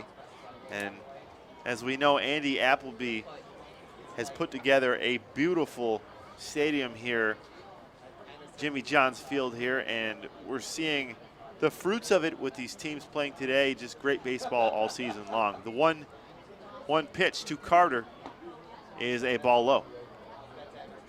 2-1 on the count, 2 outs. 4-0 Utica Unicorns over the Birmingham Bloomfield Beavers. Jeff Carter up here looking for that first hit of his career in the USPBL. The 2-1 from Buchanan. That's swung on and tapped softly. Foul to put the count at even at 2-2. Yeah, Jeff Carter, like we said, one of the new faces here in the USPBL. Facing a guy like Houghton Buchanan, we saw that first pitch thrown to Carter was on the inside half. Looked like it would have hit him if he didn't hack at it, but going to have to take a quick approach to a guy who throws with the speed that Buchanan does. The 2-2 pitch. Carter hits that to the first baseman, and that'll be the third out as Worth takes that himself. Well, we'll go to the top of the 6th inning. After 5, it is 4-0 Unicorns as they tack on 2 more here. You're listening to the USPBL YouTube channel. Happy birthday, Tom Ball.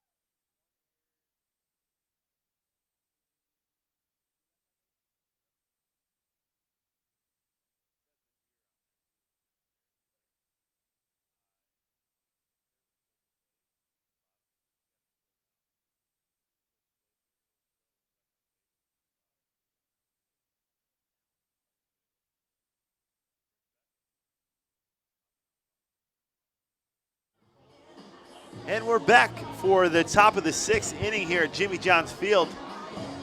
Well, Donnie Murray back on the hill. Rich, what can you say other than he's been great today? Well, I mean, Donnie Murray, efficient as he always is. Through 5 innings, he has, let's count them, 1, 2, 3, 4, 5, 6, 7, 8 strikeouts. Just absolute domination, but I mean, there's nothing really new here for Donnie Murray as he is through 66 pitches. That'll bring Ray Ortega, first batter of this inning. First pitch from Murray is taken for, surprise, surprise, another strike as he's been able to hit his spots all day long. Donnie Murray on the day, 49 strikeouts to 18 balls. just 1 walk on the day. That is a swinging strike there from Ray Ortega. 0-2, and I don't have it noted down here, but it seems that almost every other hitter has been 0-2 to Donnie Murray, and that puts you in a tough spot here. Murray sets the 0-2 pitch to Ortega. Is in the dirt. Hamner will get another ball and deliver that to Donnie Murray. 1-2 the count. As I mentioned, 4-0 Unicorns over the Beavers. Top of the 6th inning here. Ray Ortega, first man up. The 1-2. Strikeout number 9. Wow, just, I mean, Beautiful location there from Donnie Murray for the strikeout number 9, as you heard my partner tell you there. So let's do the math here. What has Donnie Murray done his last 2 games? So last 2 outings, it sounds like he's got 22 strikeouts. And 20, wow. Amazing. That's amazing stuff. In 14 innings. I mean, and he's given up 3 hits. I'd be surprised if he didn't have to leave the game early if he got called up in the middle of the game. Here he is here, though. This is going to be the end of the day for Murray just because of pitch count here. We're going to have a new pitcher here. We'll take a break, and we'll give you all the information on him as Donnie Murray gets a round of applause. You're listening to the USPBL YouTube channel.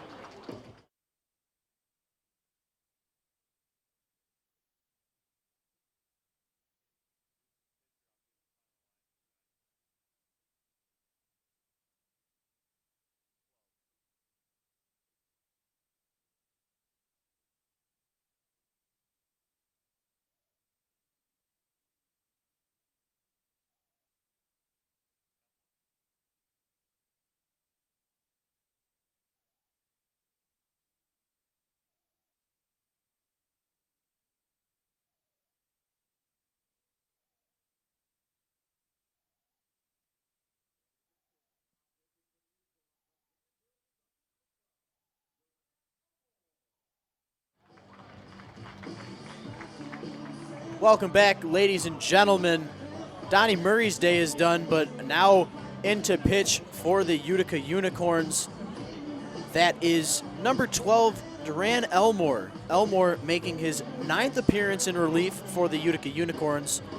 He's been through 5 innings worth of work, given up 7 hits, 10 runs, 7 of them earned with an ERA of 12.6. Not the way you want your season to go, but the Unicorns think that he's going to be able to do the job out there. But why don't you tell us a little bit about what Donnie Murray did for us today? Donnie Murray, 5 1/3 innings, 2 hits, 1 base on ball, 9 Ks. So in his last 14 1/3 innings, 22 strikeouts, just 2 hits. Absolutely amazing. I mean, you cannot ask for anything more out of this guy. Throwing barely any walks, only 1 of them today. 3 last start. So I mean, that's in 9 innings. I mean, that's all you can ask for from a guy, as you mentioned. Losing Evan Pachota is going to hurt the team. It will hurt the team, but you know what? You create more opportunities for other people, and it's got to be somebody. It's got to be next man up in a league like this. There's going to be players called up. I mean, that's what the purpose is, to get these guys up there, to get that exposure. And Donnie Murray doing a great job today, and that'll bring up Dave Pepe. Pepe 0 for 2 today. Came into this one hitting .341. 1 out, 4-0 Unicorns over the Beavers. First pitch from Elmore is way outside for ball number 1 to Dave Pepe. So Donnie Murray faced 18 batters. Only 2 of them got base hits. Alex Bell in the first and DJG back in the 5th. Duran Elmore trying to do the type of work that Donnie Murray has, as he's quickly down 0-2 on Pepe. So Elmore, coming from the left side, doesn't have the type of stuff that Murray does, but we'll see what he can do here. The 2-0 pitch from the lefty Elmore is in the dirt at 3-0. So good job from Pepe, and you know, that was the best thing that could have happened to this team, to see Donnie Murray leave.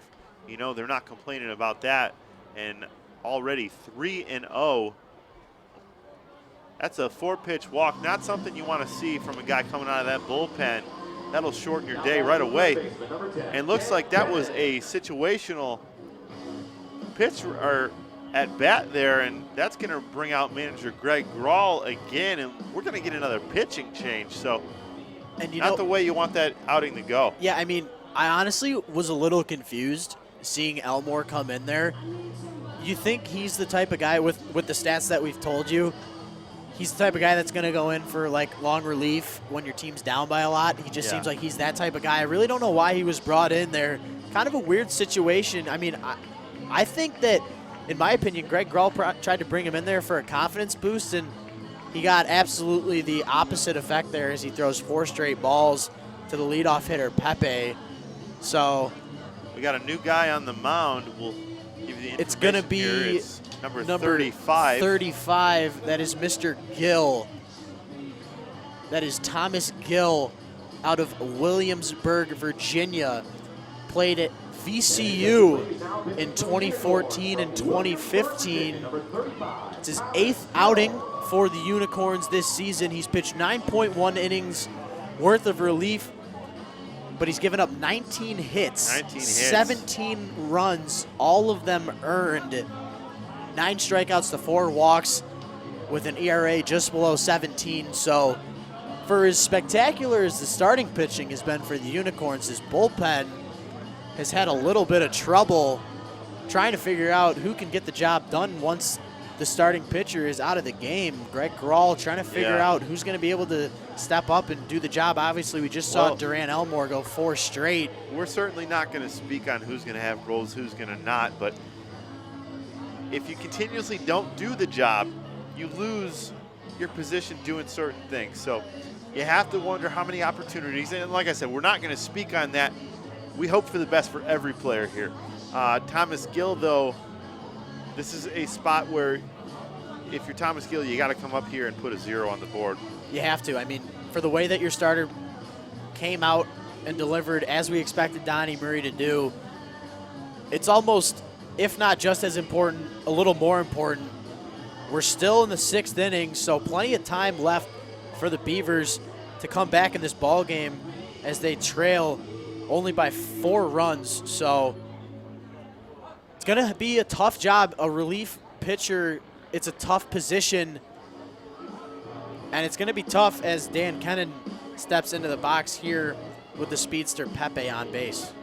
Dan Kennan, as we mentioned, had an error today that not kind of out of character for him. As he's had a few errors this season, but he plays steady defense down there, and I think he gets to a lot of more balls than other third basemen would, but as he can play some shortstop as well as second base. Dan Kennan, a base on ball today, came into this one at 306. So first pitch from Gill. The runner goes. That's a straight steal from Pepe, and Hamner will throw him out. What a throw from Hamner there. Just a straight steal. Pepe, just 1 steal on the season, but you can't ask for a better way to start this inning if you're Gill, huh? Yeah, I mean, Gill, 1 pitch, 1 out. Obviously still facing Kennan here, but Kyle Hamner mentioned it in the broadcast. He had no defensive errors in his senior season in college for the West Floridian Argonauts, playing 41 games. And he's showing off the laser there. Is not only can he stop the baseballs, but he can launch them down to second base too with ease. Yeah, it doesn't matter where you play. If you put up a 0 spot in the error column, that's going to draw some attention there. So drawing attention in any position, but as a catcher? Exactly. Are you kidding me? Exactly, and there's a strike there delivered by Gill. So maybe this is another, like Grawl was going with Elmore, this is another confidence booster outing here, trying to get Gill some work here. And with 1 pitch here, Gill can get out of this inning. The 1-2 pitch to Dan Kennan. Kennan hits that to the second baseman. What a play there from Villanueva, but unable to finish it off there. Yeah, I mean, Villanueva ranged all the way out into the grass in the outfield and right field. He made a phenomenal defensive stop, but with the momentum that carried him back out into that grass, not as much doing on the throw, and it came up short in front of Zach Blonder. Blonder not being able to make the scoop. We'll see what they mark that as on the board here at Jimmy John's Field. You have to think that's going to be an error. You would assume so with the runner. That is a single. Wow, okay. So they'll say that Kennan beat it out anyway as Bell pops this one out to foul territory to Zach Blonder. Through 5.5 innings of play, the Unicorns still leading here. We'll take a quick break. You're listening to the USPBL YouTube channel.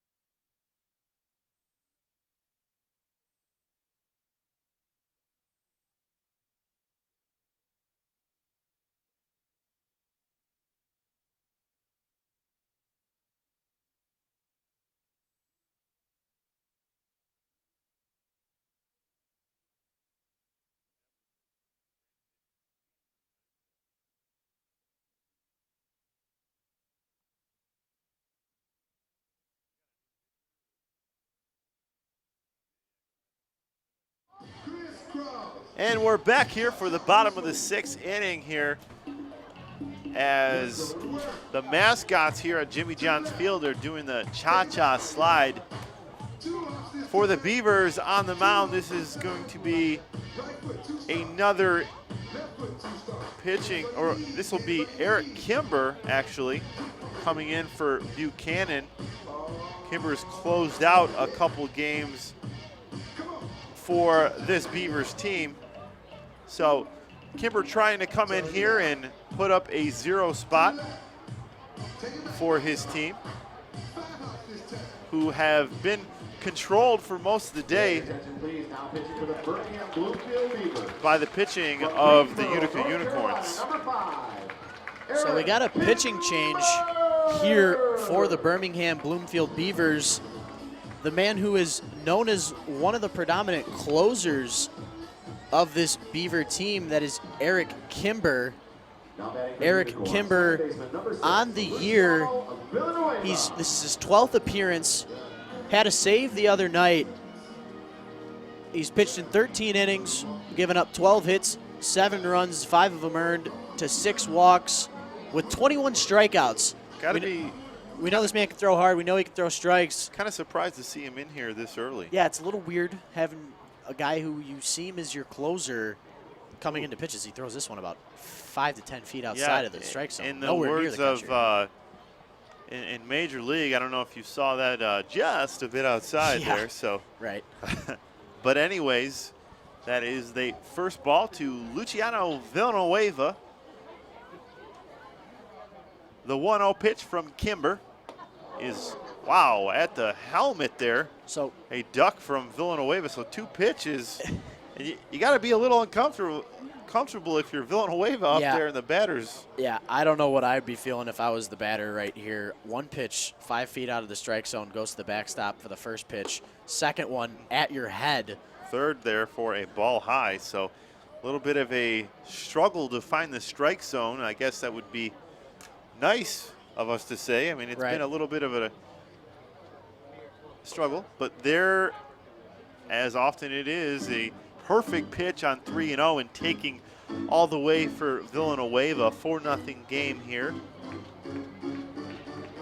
The 3-1 pitch from Kimber is way outside, so definitely a struggle there, that at bat, to find the strike zone at all. I don't know if he had much time to warm up or he's just warming up now. Yeah, I mean, that could be a factor. It could be a factor. Definitely a couple of factors. I mean, I'm a little confused. Both sides of the ball here for me today, for the Unicorns and the Beavers, a little bit of confusion as who's being brought in for relief. We saw, obviously, with Kimber in now as the closer, but also on the other side of the ball, having Elmore come in there. Just not the situation you think these guys are going to be brought in at. Doloff also for the Beavers has closed out games. So true. I'm not sure if what's going on here. I'm not in the head of the manager here, but I guess that's why they're down there and why we're up here. True. I'm not sure. It just seems a little weird because we know you got a couple days off. Kimber coming, did right because Kimber did get the save a couple nights ago, so it is a little weird to see him out there. Way inside there, so struggling to find the strike zone. This is Ian Yetzko up there, 2-1 on him with a runner already. Villanueva at first base, no outs. The 2-1 pitch, Kimber sets. The pitch swung on by Yetzko. That'll be to Martinez for 1, and he'll throw it over to first base for 2 there. So good play by Martinez for a 6-3 double play. Well, it is Lancelot's birthday, and that wasn't more. I know you've heard this one before. That was definitely a happy birthday hop over there to the shortstop. Absolutely easy. It was handed to him on a silver platter. All he had to do was step on the base and throw it over to first. So a quick 2 outs is exactly what you'd like to see if you're the new pitcher out there on the mound. Yeah, as Vicker takes the first ball low there, but you think of the Tiger shortstop Iglesias. When you think of that 6-3 double play, he often takes those. So Smooth job there by Martinez, and that'll be a strike there to McVicker to put the count at 1-1. 2 outs here. As I mentioned, 4-0 Utica Unicorns over the Birmingham Bloomfield Beavers here. We are in the bottom of the 6th. The 1-1 is taken for a ball at 2-1.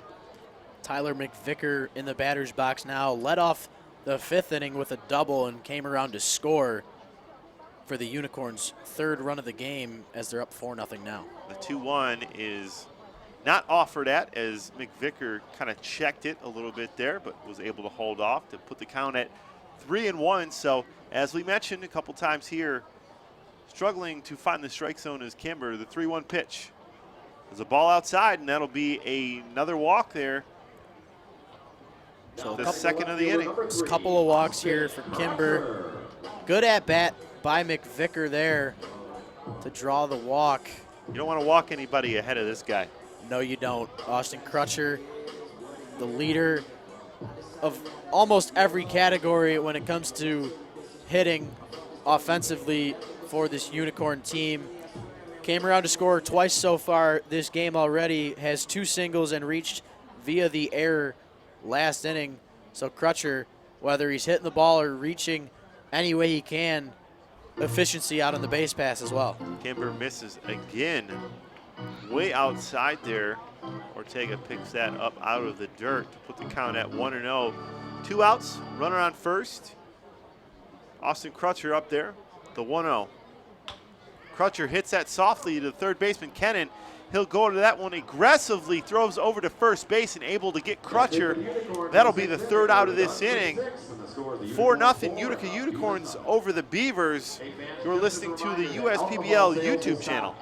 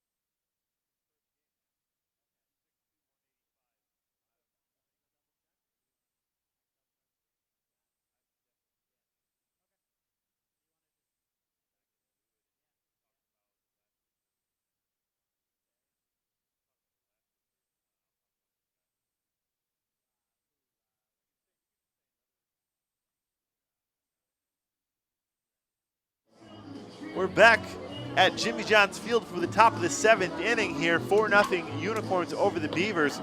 We'll have another pitching change. This will be number 17, Mitch Acker, the right-hander out of Vienna, Virginia.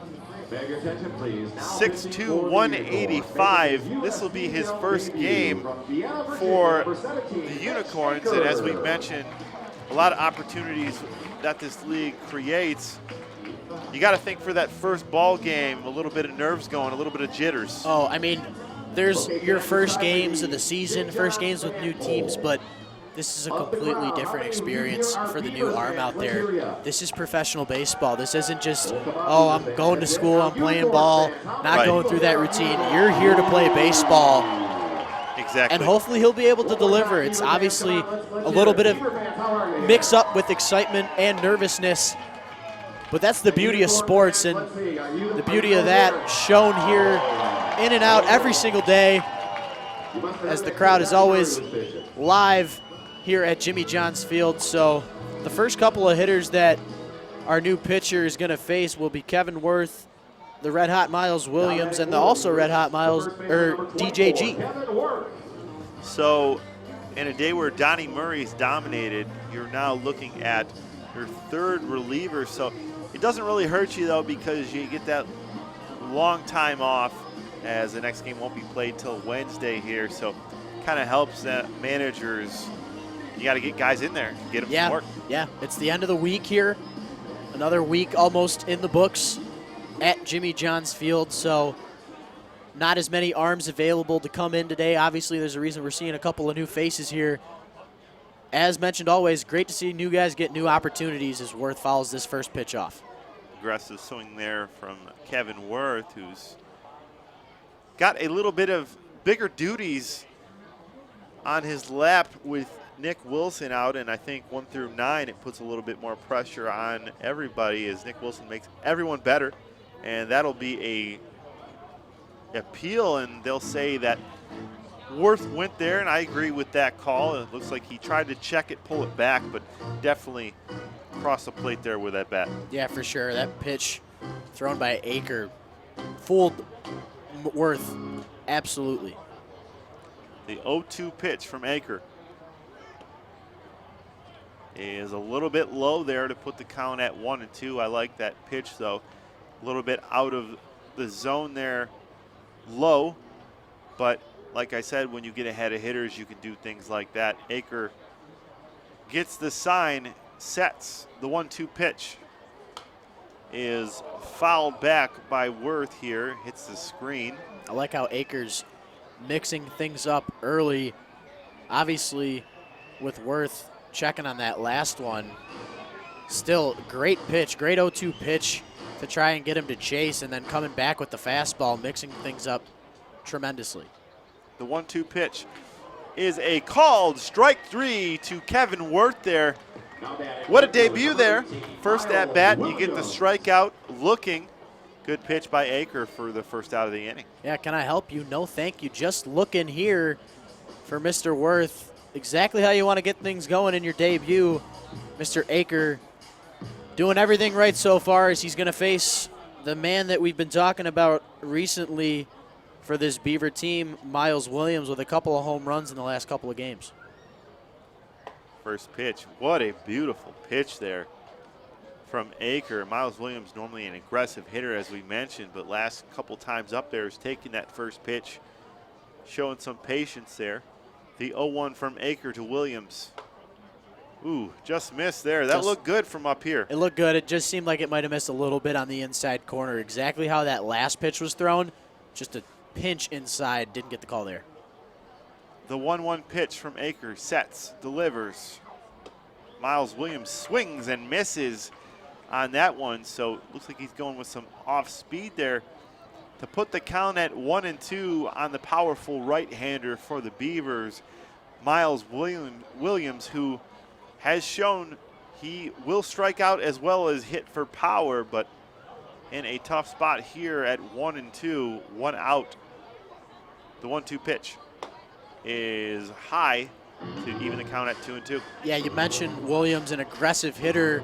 There's a reason he leads the team in doubles, RBIs coming into today's game. Only behind Nick Wilson in RBIs, actually, but also at the same time leading the team with 28 strikeouts.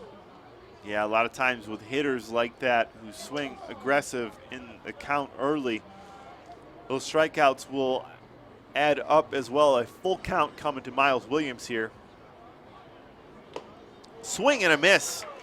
That's the second out of this inning, and that's the second out in a row by strikeouts for Aker, who's having a pretty nice debut here. Yeah, I mean, 2 guys up, 2 strikeouts. A guy coming up to the plate now in DJG talked about how he was just a home run short of the cycle just a couple of days ago. Breaking news for Tigers fans, speaking of home runs, Gerald Saltalamacchia blasts a walk-off 2-run homer in the bottom of the 9th to get the victory over one of the league rivals in the Kansas City Royals. We obviously know the things that the Cleveland Indians are doing this year. Absolutely unexpectedness, but that rotation absolutely filthy. But it's nice to see the Tigers get a win here today. As G takes a ball inside, so Salty walks it off for the Tigers. So not spoiling that Michael Fulmer's start there, who's been phenomenal as we mentioned. We mentioned Donnie Murray today. Different style, but striking out a lot of guys, doing his job here. 2-0 to DJG. G swings and hits that to left field. That one is going to be gone for a home run. Wow, showing some pop here, hitting the top of the Chevrolet Pavilion to put a run on the board for the Beavers. This is at 4-1. DJG home run. Like we just said, I mean, I couldn't have set him up any better. A home run short of the cycle just a few games ago against this same Unicorn team. The Tigers with the walk-off home run there. The Beavers with the home run just now. So the Beavers on the board here finally in the 7th inning. Can't get it off of Donnie Murray, but the Beavers showing that they're still alive here in this game as now they only trail by 3 runs with still at least 2 more innings of at-bats to go. You know what? That DJG starting to heat up as Martinez takes a ball there, but I wasn't sure if the wind was going to play with that and pull it foul, but just a no-doubter and a nice power there from DJG. Second pitch of the at-bat for Martinez is outside, so 2-0. So after striking out the first 2 hitters, a little bit of trouble finding the strike zone, and that one was deposited out in the Chevrolet Pavilion there. So good piece of hitting by G as Martinez will take a strike here to put it at 2-1. Yeah, we mentioned earlier in the broadcast that the fence down the left field line is only at 315. That one was cleared by a solid 50 to 60 feet. It was still going as Martinez fouls this one off to even up the count at 2. Just a spectacular showing of power for DJG in his short time with the Birmingham Bloomfield Beavers so far this year. That's home run number 1 for Mr. G, so congratulations to him. The 2-2 pitch is swung on and missed, so Eck comes in here and strikes out the side. That'll be the end of this inning, and we'll go to the bottom of the 7th inning. Beavers get on the board, though. 4-1 Unicorns over the Beavers. You are listening to the USPBL YouTube channel.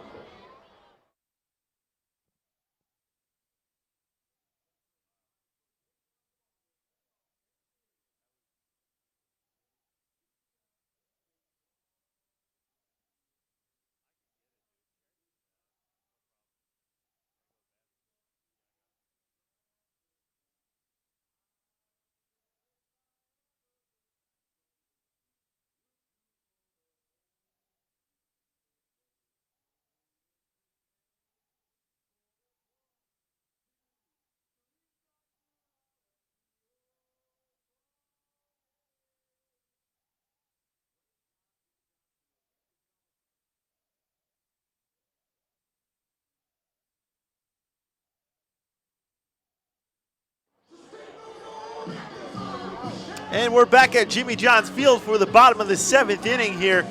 Beavers will take the field and a new pitcher for them. And it'll be number 42, Michael Doloff, the righty. 5'11", 195 out of South Alabama University. Doloff, usually the closer, kind of shares the role with Eric Kimber, but trying to get him some work here as at the end of the week here.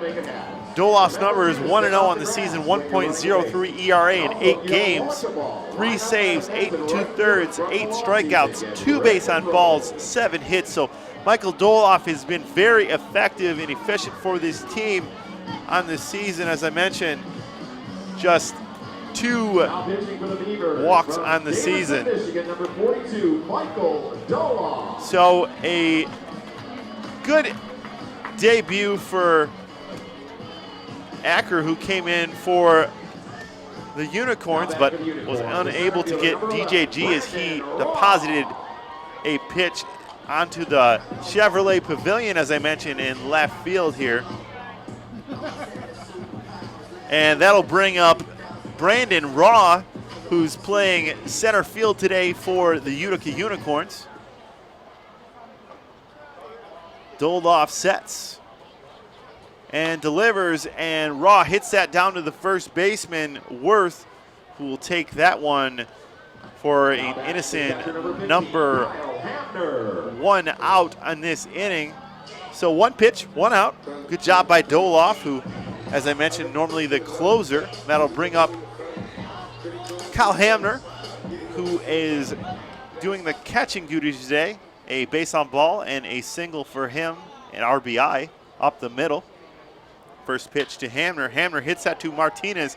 Martinez picks that up and throws that over to first base for the second out here. Next up, the right Easy out for Michael Doloff. Good job by him to get 2 quick ground balls for his infield. That'll bring up Chris Cruz. As I mentioned, 4-1 Unicorns over the Beavers. We are in the bottom of the 7th inning here. 2 outs, Michael Doloff on the mound. Chris Cruz up to bat. Chris Cruz 1 for 3 on the day with a single.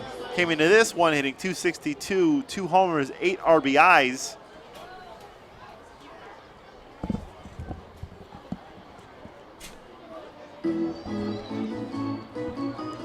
And the first pitch will be a ball to Chris Cruz, 1-0.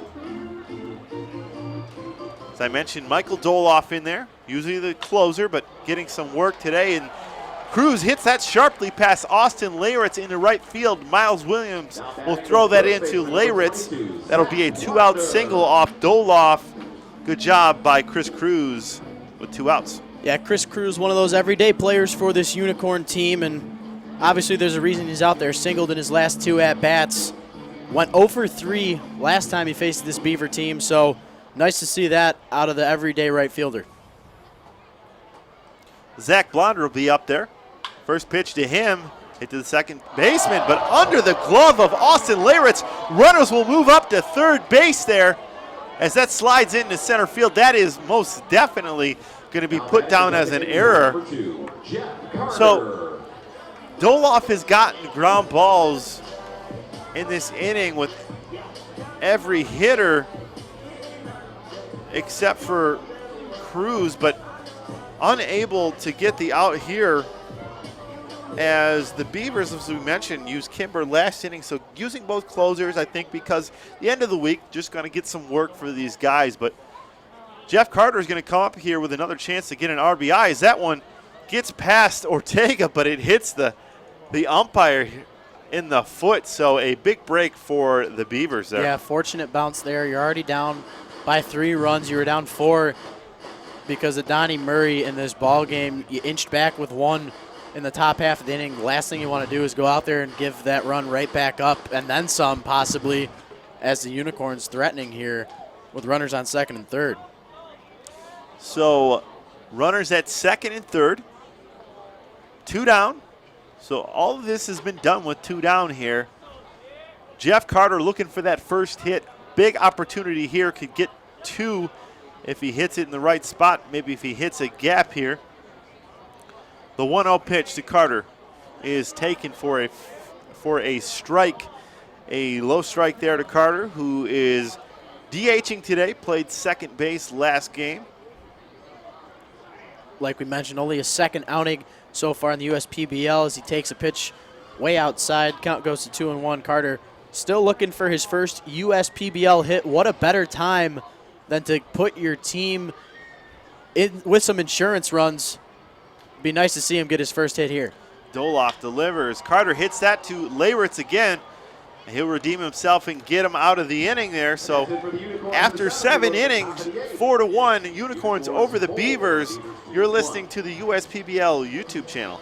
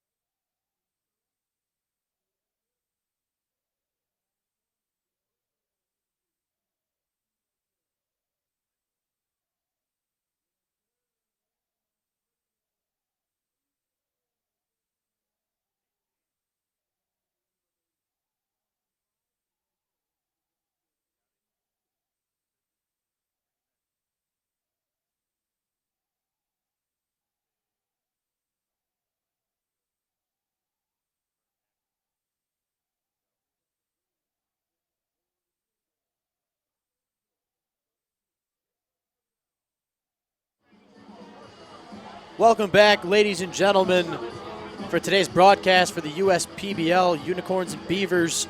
Rich Borland alongside Dave Siseski. We're through 7 innings of play here between the Unicorns and the Beavers, and now out to pitch for this Unicorn team as they lead by a couple. That is Jacob Hazel, the right-handed pitcher out of Bonaire, Georgia. Played at Columbus State University as well as Georgia Southwestern State University. So far for the USPBL, he's pitched in 7 games. 6 of them he started. So second outing of relief here for Hazel. He's pitched 22 innings, given up 15 hits, 14 runs, 13 of them earned, 13 walks to 18 strikeouts with an 0-3 record. So another one of those situations at the end of the weekend. Let's get this guy some pitches so he's ready for next week, as he's probably going to start another one. So Hazel out there, and he's going to face the man who made an error last inning that proved to be costly for the Beavers. That is Austin Laritz, and then Ray Ortega, and then we'll be back to the top of the order for Pepe. Dave, take it away. Final line for Aker, who made his debut. 1 inning, 1 hit, that 1 hit being a home run off the bat of DJG. 1 earned, 3 strikeouts, so able to strike out the side, so a little bit of good, a little bit of bad there, but got those nerves out of the way. So yeah, it's nice to see a new player, new face, make a statement in this league. Like you mentioned, 3 strikeouts, and then that 1 bad pitch that DJG took complete advantage of to give the Beavers their only run of the game. First pitch from Hazel is taken down the middle all the way for a strike from Austin Laritz. 0-1, 92 miles an hour on that last pitch. The 0-1 is a ball outside. Hamner throws that back to Hazel. As we mentioned, a starter. Pitched a little bit out of the bullpen as well. The 1-1 pitch from Hazel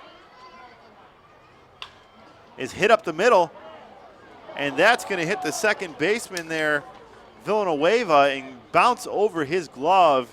You have to think that might be scored a infield single. Yeah, I think where that ball was hit and where the second baseman Villanueva actually came in contact with that baseball, it would have been a tough play from the start for him to come through and finish off that play. So yep, that is scored a single. In fact, a hit. So that is hit number 4 on the year for Mr. Laritz through 13 games. That'll be the 10th hit on the day for the Unicorns. So good offensive statement from them today as they get a good pitching performance from Donnie Murray again, as Ray Ortega, well, actually what I meant to say is the 5th hit for the Beavers. But hey, while we're at it, we can say a good offensive statement from the Unicorns as well, who are up in this ballgame 4-1. Ortega takes again all the way there to put it at 1-1 on the count. Close pitch there for Hazel, just missing on the outside corner. Don't want to get behind Ortega. Ortega does have some pop in his bat. Still looking for his first home run of the year, but he has hit quite a bit of long fly balls that have just missed that fence out there. As home plate umpire calls time here. Hazel will take a little bit of time there, step off the mound, back on the mound, sets the 1-1 pitch to Ray Ortega. Ortega hits that to the third baseman, and that will get under the glove of Mick Vicker and get out to left field. That is going to be scored a hit as well, I would think. That would have been a tough play on that hop there, just getting under the glove of Mick Vicker. It was a bad hop, but maybe not a physical error out on the field, but in my opinion, I think that's a mental error. I think the third baseman, Mick Vicker, was thinking about the out before he even got that baseball. He knows the catcher's running down the line at first base, so he was thinking about getting the out before he even got the baseball, and instead of making the stop first and then throwing the ball over to first base, he just rushed that one. And well, don't look now, but tying run is at the plate, and Dave Pepe here.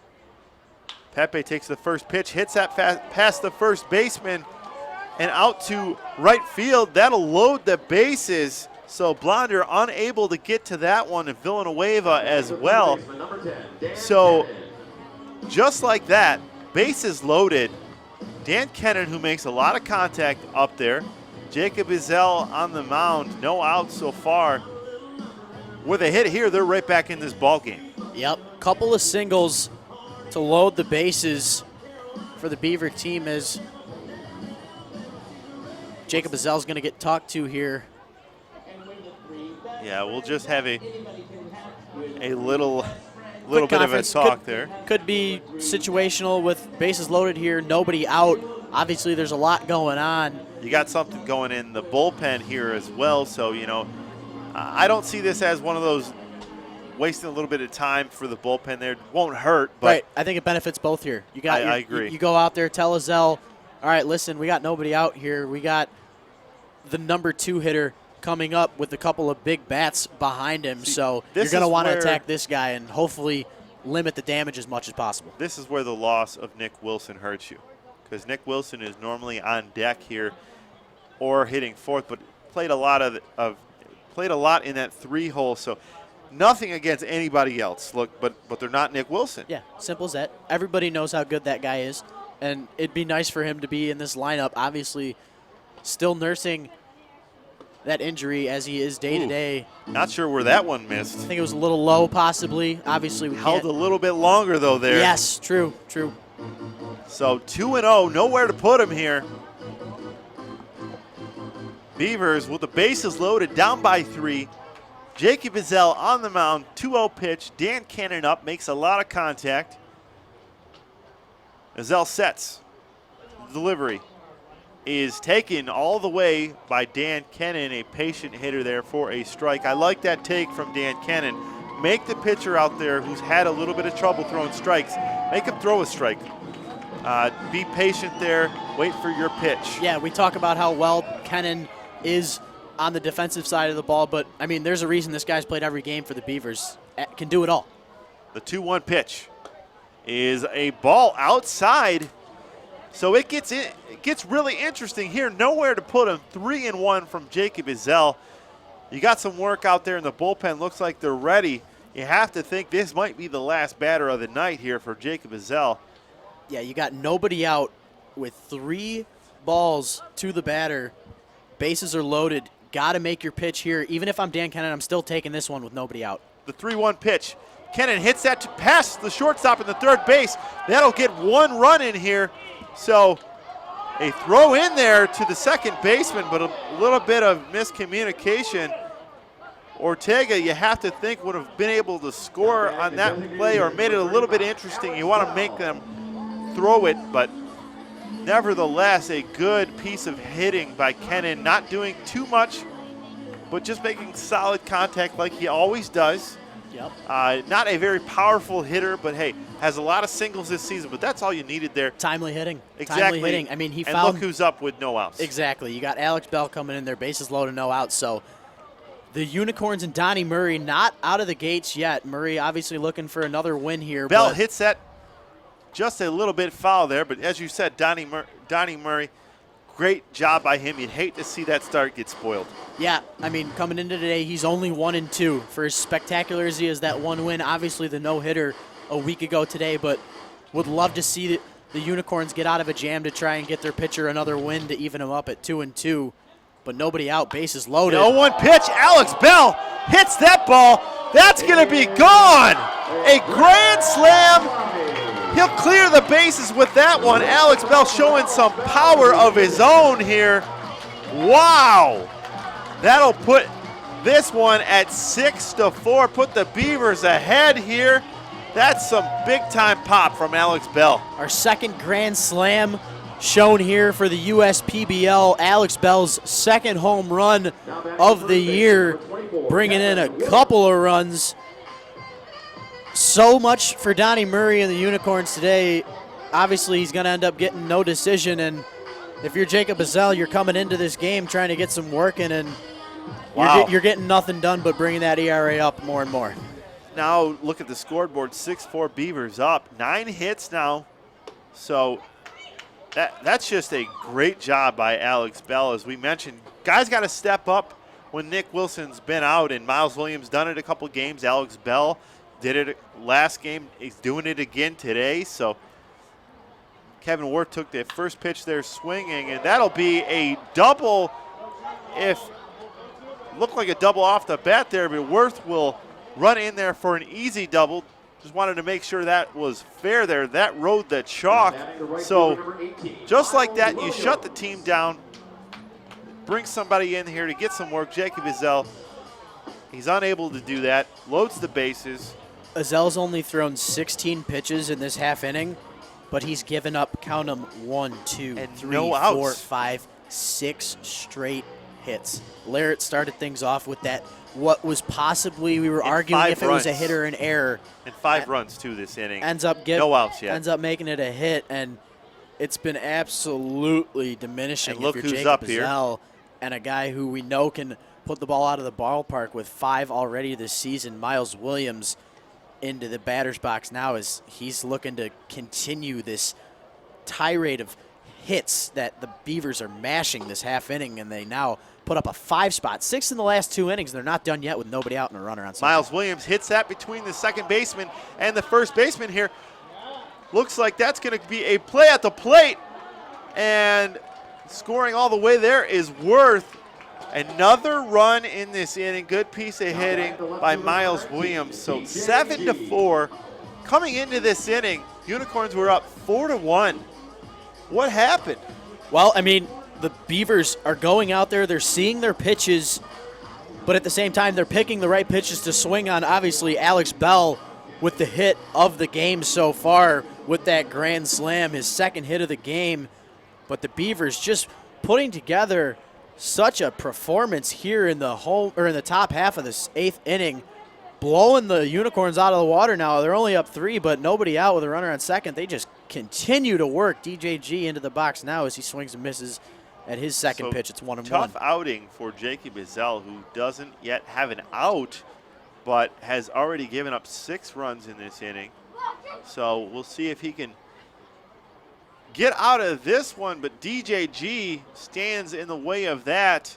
0-1. The 0-1 pitch hits off Hamner, bounces in there, and that allows Miles Williams to move up to third. Everything that could go wrong, going wrong right now for the Unicorns. Yeah, unfortunately for Jacob Azell, coming into the game, ERA was at 5.32. That's with going to 22 take a jump innings now. pitched. I mean, it's gonna look pretty ugly after this one. I mean, not the outing you want to have. Hopefully, he'll be able to redeem himself in a start later on next week. Wind blowing out there, out to left field. It looks like there. So the 1-1 pitch to DJG. Jacob Azell sets, delivers. G hits that out to right field. That one hit hard. That'll do the job as Miles Williams will jog in here. That being just the first out of the inning, but that's another run. 8-4, Beavers over the Unicorns. That's 7 runs in this inning and just 1 out. Absolutely crazy stuff. You go 1, 2, 3, 4, 5 hits can't in a write row this for the stuff. for the grand slam, and then after that, after the grand slam, you give up a couple more hits. It's just adding salt to the wound. That'll bring up DJ Martinez. Base is cleared here. 1 out. Martinez loops that into center field, so not hit hard, but That's the cherry it on just top continues there for the Beavers. I mean, you and stick that'll your bring bat out there. manager Greg Grawl. Oh, it's going to have to. I mean, That's stop, a stop tough the one. bleeding, please. For as great as this game was going for the Unicorns through 5.1, things have fallen off the ropes here. Greg Grawl is going to go out, take a quick mound visit. We'll take a quick break. You're listening to the United Shore Professional Baseball League YouTube channel.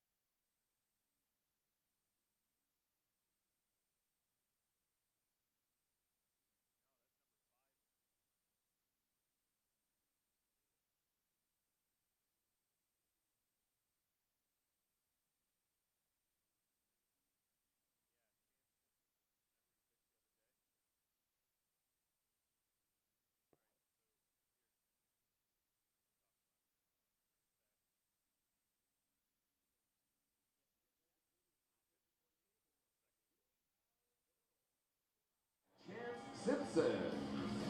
Welcome back, ladies and gentlemen, for today's broadcast. If you're just joining us, the Unicorns had the lead throughout the game. They were up 4 runs through 5 innings, but the Beavers have put up, let's count them, 1, 2, 3, 4, 5, 6, 7 runs here in this 8th inning. The biggest one coming off of the bat of Alex Bell with a grand slam. Now into pitch for the Utica Unicorns, making his 2nd outing is number 5, Chance Simpson. In his last outing, July 15th, against this same Beaver team, he pitched 1.1 innings worth of relief, gave up 2 earned runs on 2 hits, facing 6 batters. So another one of those, let's redeem yourself out there. Obviously, that's what we wanted with the previous pitcher, and got the furthest thing from relief there, but hopefully Champ Simpson can stop the bleeding. Yeah, I mean, literally stop the bleeding here. I mean, you find yourself now just trying to stay above water as you've been drowning this inning. I mean, there's no other way to put it. It's been tough for him, but we'll see if Chance Simpson can shut the door here. First pitch to Eric Phyllis, who is pinch hitting. I think we just figured that one out, because that would be Mr. For Laritz. Austin Laritz here. Yeah. So Phyllis in for Laritz. You have to think that Phyllis can move around the diamond, play some outfield as well, and you have to think maybe DJG will be slotted in that second base slot. We'll let you know the next half inning, but we're just finding out, as you guys are as well. The count is at 1-1 to Eric Phyllis. The 1-1 pitch is a ball outside, so 2-1. You really just need a guy to come out here and get some quick outs here after the inning that they've had here, just kind of taking the wind out of it. You know, I mean, it's been rough. The 2-1 pitch is a strike. Yeah, I mean, it's a beautiful day. It's hot out, but like you said, an absolute downpour this inning so far, and the Beavers technically not done yet with 7 runs on the board in this 8th inning, 8 in the last 2 innings, as Phyllis takes this one on the outside corner. Count is full now. They have 1 out with a runner on first in DJ Martinez. They've batted through the order. Austin Laritz led things off with a single and came around to score. Runner's going to go there, but it doesn't matter, as that'll be ball 4. So, you know, the old saying goes, when it rains, it pours. And right now, I'd have to say it's flood. Yep. There's nothing else to it. This stuff for these teams. You know, us up here, we don't have a side. We root for everybody. We want to see everybody succeed, but obviously that is not possible because somebody's going to come out here and have a tough day. Ray Ortega up to bat. 1 out. Runner in scoring position at second base. Runner also at first. Ortega hits that first pitch down the left field line. That'll score Martinez. A strong throw in here. And Martinez will score easily as that is cut off. Well, that'll just continue to push that lead 9-4 now. 8 runs in this inning for the Beavers. That is a big number to put up in 1/2 inning. So one thing the Beavers have figured out, they can't hit Donnie Murray, but they can hit everybody else. I mean, really, that's Seriously. the way it's been. Yeah. It's been a tough outing for this bullpen.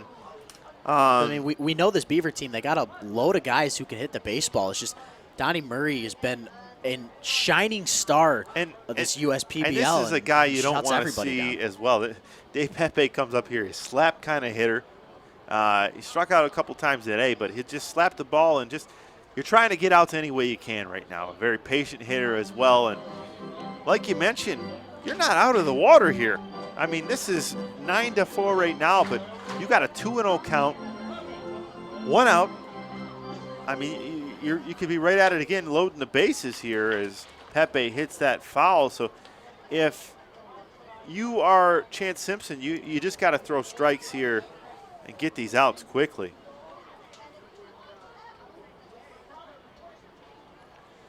So Pepe will step back in there. The 2-1, Chance Simpson sets, delivers. That is a ball outside, so 3-1 here. And if I'm Pepe, I'm taking everything and here, I mean, I might even take one at 3-1. Right. I mean, I said that to when Dan Kennan was up with a 3-1 count, but he took that pitch down the line. And Pepe hits that to the shortstop, and Yetzko able to get the out at first. Kind of a crazy play. The ground ball. Wasn't able to get the runner at first. Is a little late on that one, so that was going to be a hard one, but a hard slide there in at second base for the second out. Yeah, it was a crazy hop a off the tough bat. play. You saw it hit the lip right in front of the dirt at the shortstop part of the infield. Yeah. And the runner, Eric Phyllis, kind of paused, jumped in the air. It just got underneath the legs of him. Kind of surprised they weren't able to turn two there as well. Yeah, though. I think Eric Phyllis did a good job there base running. He Right. kind of stalled and made the shortstop, Ian Yetzko, think even more. And that ball is hit a mile down the left field line. That'll be off the foul pole for another home run. Wow. A 3-run shot here. That'll just push the lead to 12-4. This is the longest inning so far in the USPBL. As far as my memory goes back, 12 spot. I mean, that's got to be a new record here. Yeah, we know the Beavers have put up 11 spot, excuse me. They did put up a 22 spot in a game earlier this year. That's that a tough game one. was long, but definitely inning-wise, This was 12 a 4-1 ball game.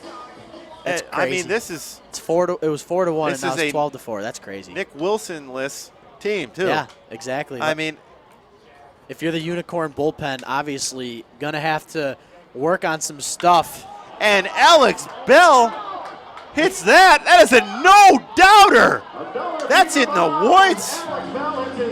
I'm speechless. I'm honestly speechless. Wow. That ball cleared the fence by 30, 40 feet. The left fielder, Austin Crutcher, I think- literally did not move one muscle So, after that ball was hit. I That think ball there's was a cleared. squirrel taking that one home. Where Oh, yeah. That was hit out in the woods there.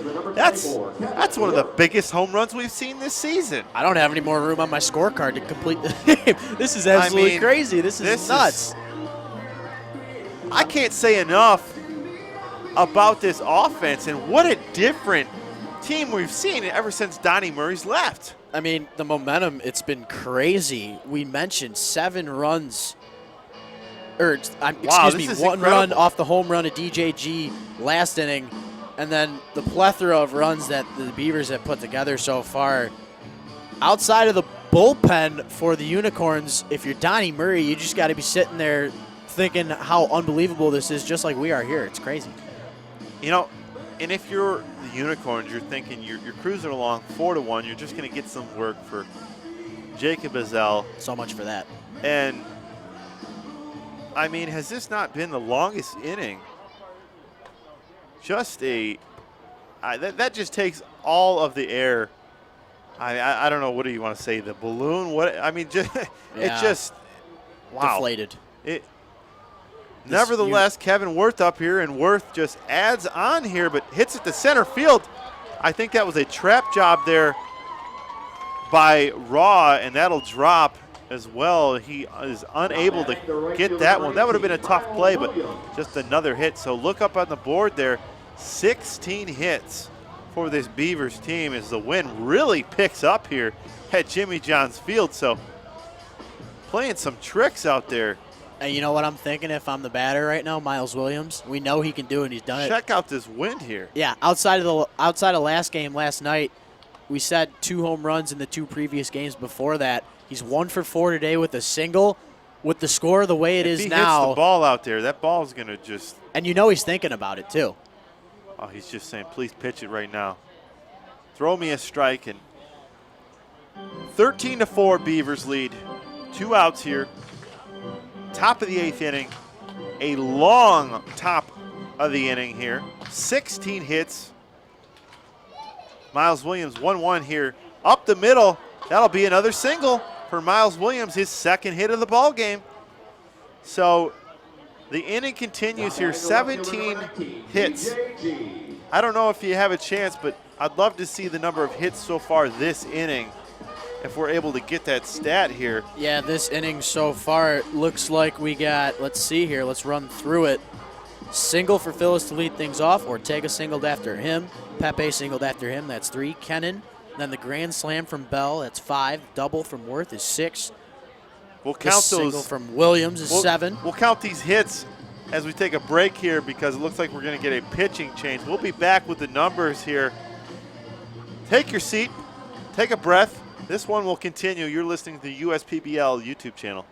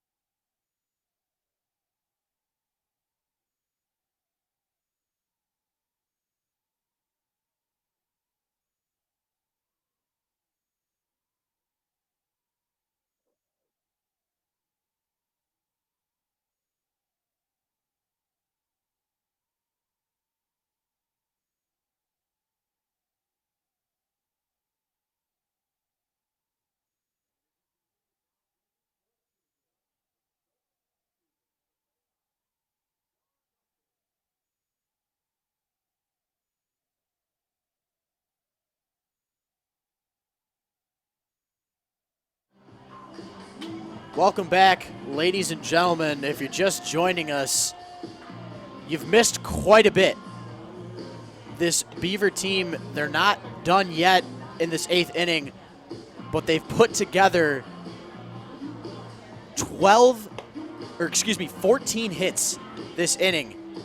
Absolutely outrageous numbers for this Birmingham Bloomfield squad. We're going to have the 3rd pitcher of the inning for this Unicorn team. Onto the mound now, the right-hander from Stoneham, Massachusetts, number 25, Sean Gustin. Gustin so far only 2 outings for this Unicorn team. His first outing back on July 6th against the Diamond Hoppers, 1.1 innings pitched. Didn't give up any runs, struck out 3 in that outing.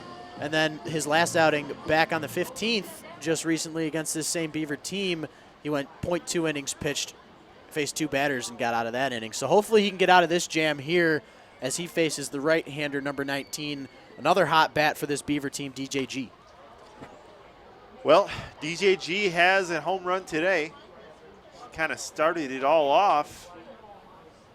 And against Aker in his debut here. So the 0-1 to DJG, and he'll take that for a ball. So tough inning for the Unicorns, to say the least. 12 runs this inning, 13-4. Beavers over the Unicorns here. We are in the top of the 8th inning. 2 outs. Runners at second and first. DJG up to bat. The 1-1 pitch is a ball, 2-1. Dave, we are 2 batters away from going through this order twice this inning. That's not a good sign if you're the opposing team. That's a rough one. That's bad. I don't know if I've seen that. DJG will pop that into right field, and that'll finally end the inning here, as that was a tough one. Chris Cruz will catch that and will end the inning. So a 12 spot in that inning to put the Beavers up 13-4. You're listening to the USPBL YouTube channel.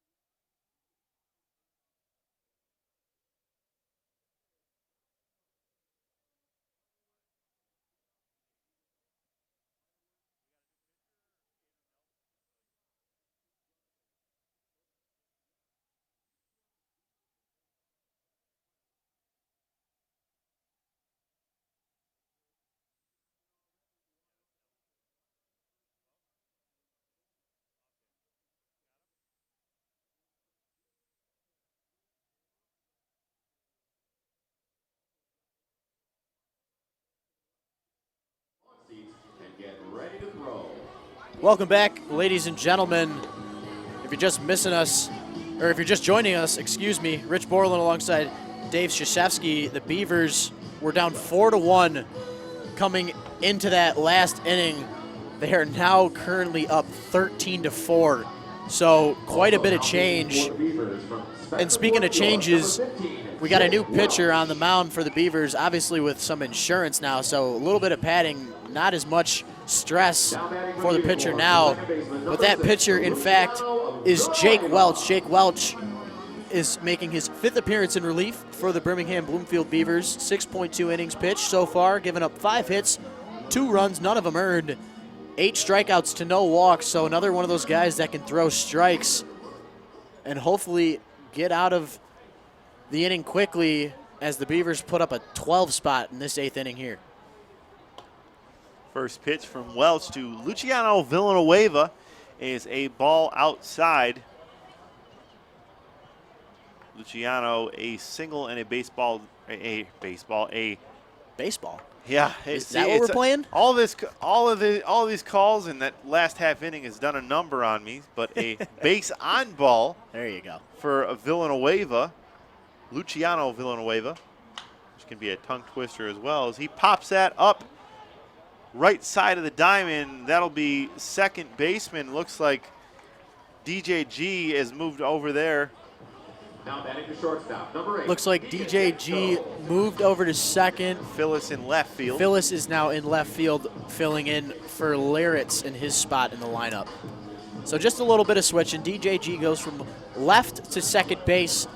Mr. Laritz leaves the ball game, getting filled in for Eric Phyllis, who takes DJG's spot out and left. Ian Yetzko up to bat, 1 for 4 in the day with a single. Yetzko playing shortstop today. 1 out. Welch on the mound. The pitch is a ball high to put the count at 1-0. So if you're the Unicorns, you just got to go up there and try any way you can to get on. Get a single. Anything will help you right now. You just need runs. I mean, let's just call it for what it is. And Yetzko will hit that to Kennan, and that one won't help as he grounds out. So good job by Welch. Sometimes you come in with a big lead like that, you get a little careless, you start hanging things and make it interesting, but good job by him. 2 ground balls, well, a ground ball there and a innocent pop-up. Yep, and we know that Mr. Kennan did make an error early on in the game. Might have went down in the books as a hit, but mentally, Dan Kennan, a vacuum over there at third base per usual. Doing a great job there, staying maintained with the focus as the Beavers are up by 9 runs here, 13 runs in the past 2 innings. We got Dan Kennan Hoover down there at third base. Yes, sir. First pitch there taken for a ball at 90 mile an hour to Tyler McVicker, the 1-0. That one looks like it just missed to put the count at 2-0. I called it a strike up here, but it looked like a strike, but, you know, we're not down there and we're not in charge. The 2-0 pitch is a ball high. I'm guessing you called that one a ball. Oh, yeah, definitely. If I'm McVicker here, you're down by 9 runs. You got a 3-0 count. You're assuming you're going to get a fastball down the heart of the plate. Not swing it, but you're ready for it. As he got some off speed, actually. Yep. So he made us look like liars up here. Hey, Welch was thinking. Yes, he was. The 3-1 is hit foul. Welch obviously still thinking, and they're working his way back into this count. McVicker on the day struck out to start this game, doubled and walked as well. So we got Dan Kennan Hoover at third base and Welch delivering the juice on the mound. Speaking of juice. And McVicker hits that to left field, but that will just be a innocent third out of the inning as Phyllis catches that one. We're going to go to the 9th inning here. 13-4 Beavers over the Unicorns. You're listening to the USPBL YouTube channel.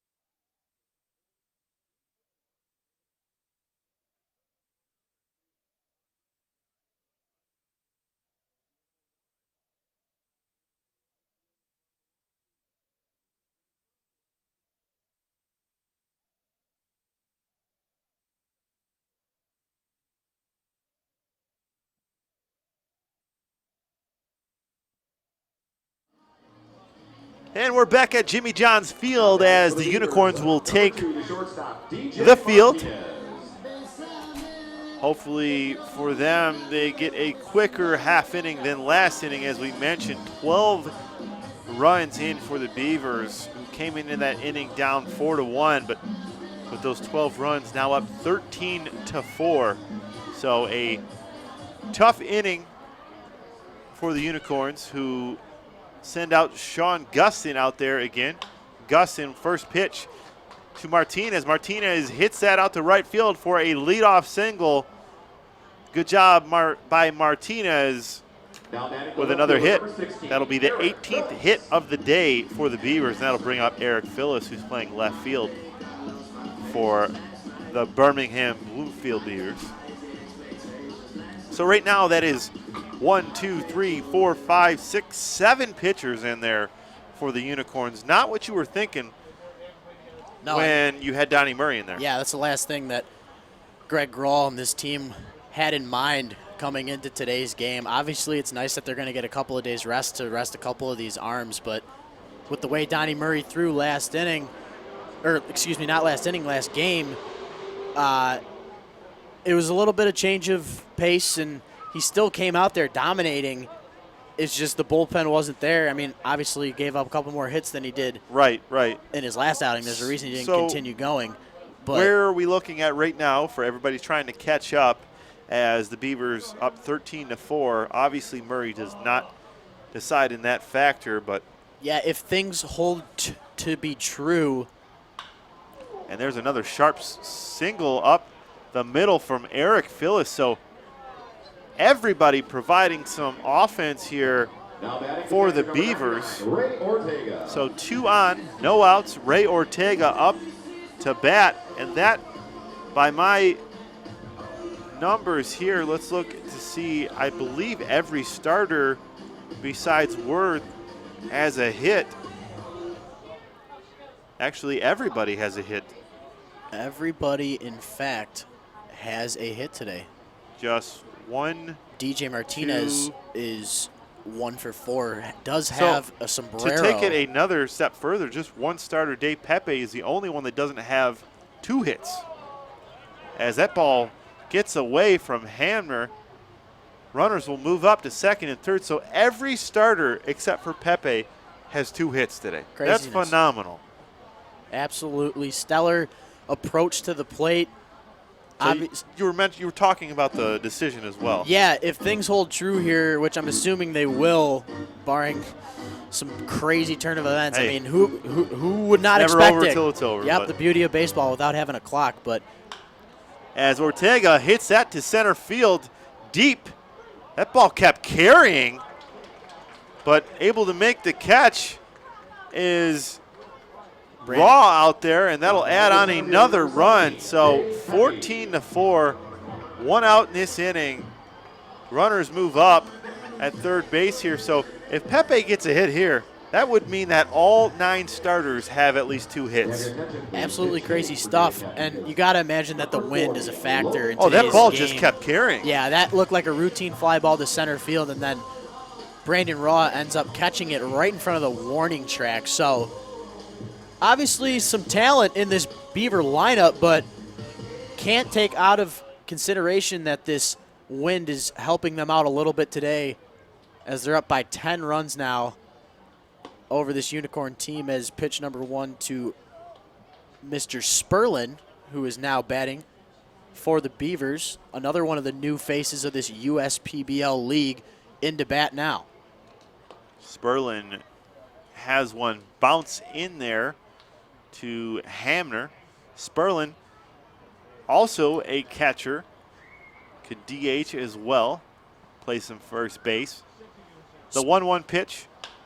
Sperlin hits that out to right field. That off the hands there, but that's another RBI. As I said, when it rains, it pours. 15-4 Beavers over the Unicorns. And you know, that hit and the RBI might not be a big deal to anybody in this ballpark, as the Beavers are now up 11. But huge congratulations to Mr. Sperlin right there. That's right, bring that baseball in. That is that man's first career hit in the USPBL and his first RBI. congratulations to Logan. Phenomenal job there. Even though your team pretty much has this one in the bag, it's always a good thing to get a base hit, and having it be your first one, he's got to be quite excited over there at first base. Well, you got to feel pretty good if you are the manager of an offense like this that's put up 20 hits, 15 runs, and hasn't given up a run since the 5th inning. So they're pitching well as to go along with that offense, as Kennan in there takes a strike. Yeah, the starter today for the Beavers, Randy Wynn, gave a solid 4 innings. Did give up 7 of those hits. We talked how he does give up a lot of hits, but only 2 earned runs. No walks to 4 strikeouts, faced 20 batters. So an admirable job, but obviously when he left the game, they were still down a couple of runs, but thankfully for him and the rest of this Beaver team, we mentioned they've attacked this Unicorn bullpen and then some, as they've put up 15 runs in just 3 innings. And that one is close, but Kennan takes that for a ball to even the count at 2-2. 1 out. Runner at first base. That is Sperlin, who got his first hit and RBI all in one in a 15-4 Beaver lead. The pitch to Kennan is fouled behind us here. So, good game by the Beavers. Tough one from the Unicorns. End of the week, though, as I mentioned, have a short-term memory in all sports, especially baseball, to get back at it. But not over yet. 3 outs to go for the Unicorns. You don't like their chances, but you got to come out here and play till it's the end of the game and maybe create some more opportunities for some more guys. You don't know if we'll see some pinch hitters in there. Right, yeah. But, you know, for a manager, the game is never over. Right. I mean, one thing we forgot to mention, Lancelot was having a pretty good birthday up until that. Lancelot was cruising. I haven't seen him since then. No, I haven't either. I have not, and it's been pretty quiet here. Hopefully he's out still the celebrating. Payoff pitch to Dan Kennan. That is a strike him out, throw him out. That'll end the inning here.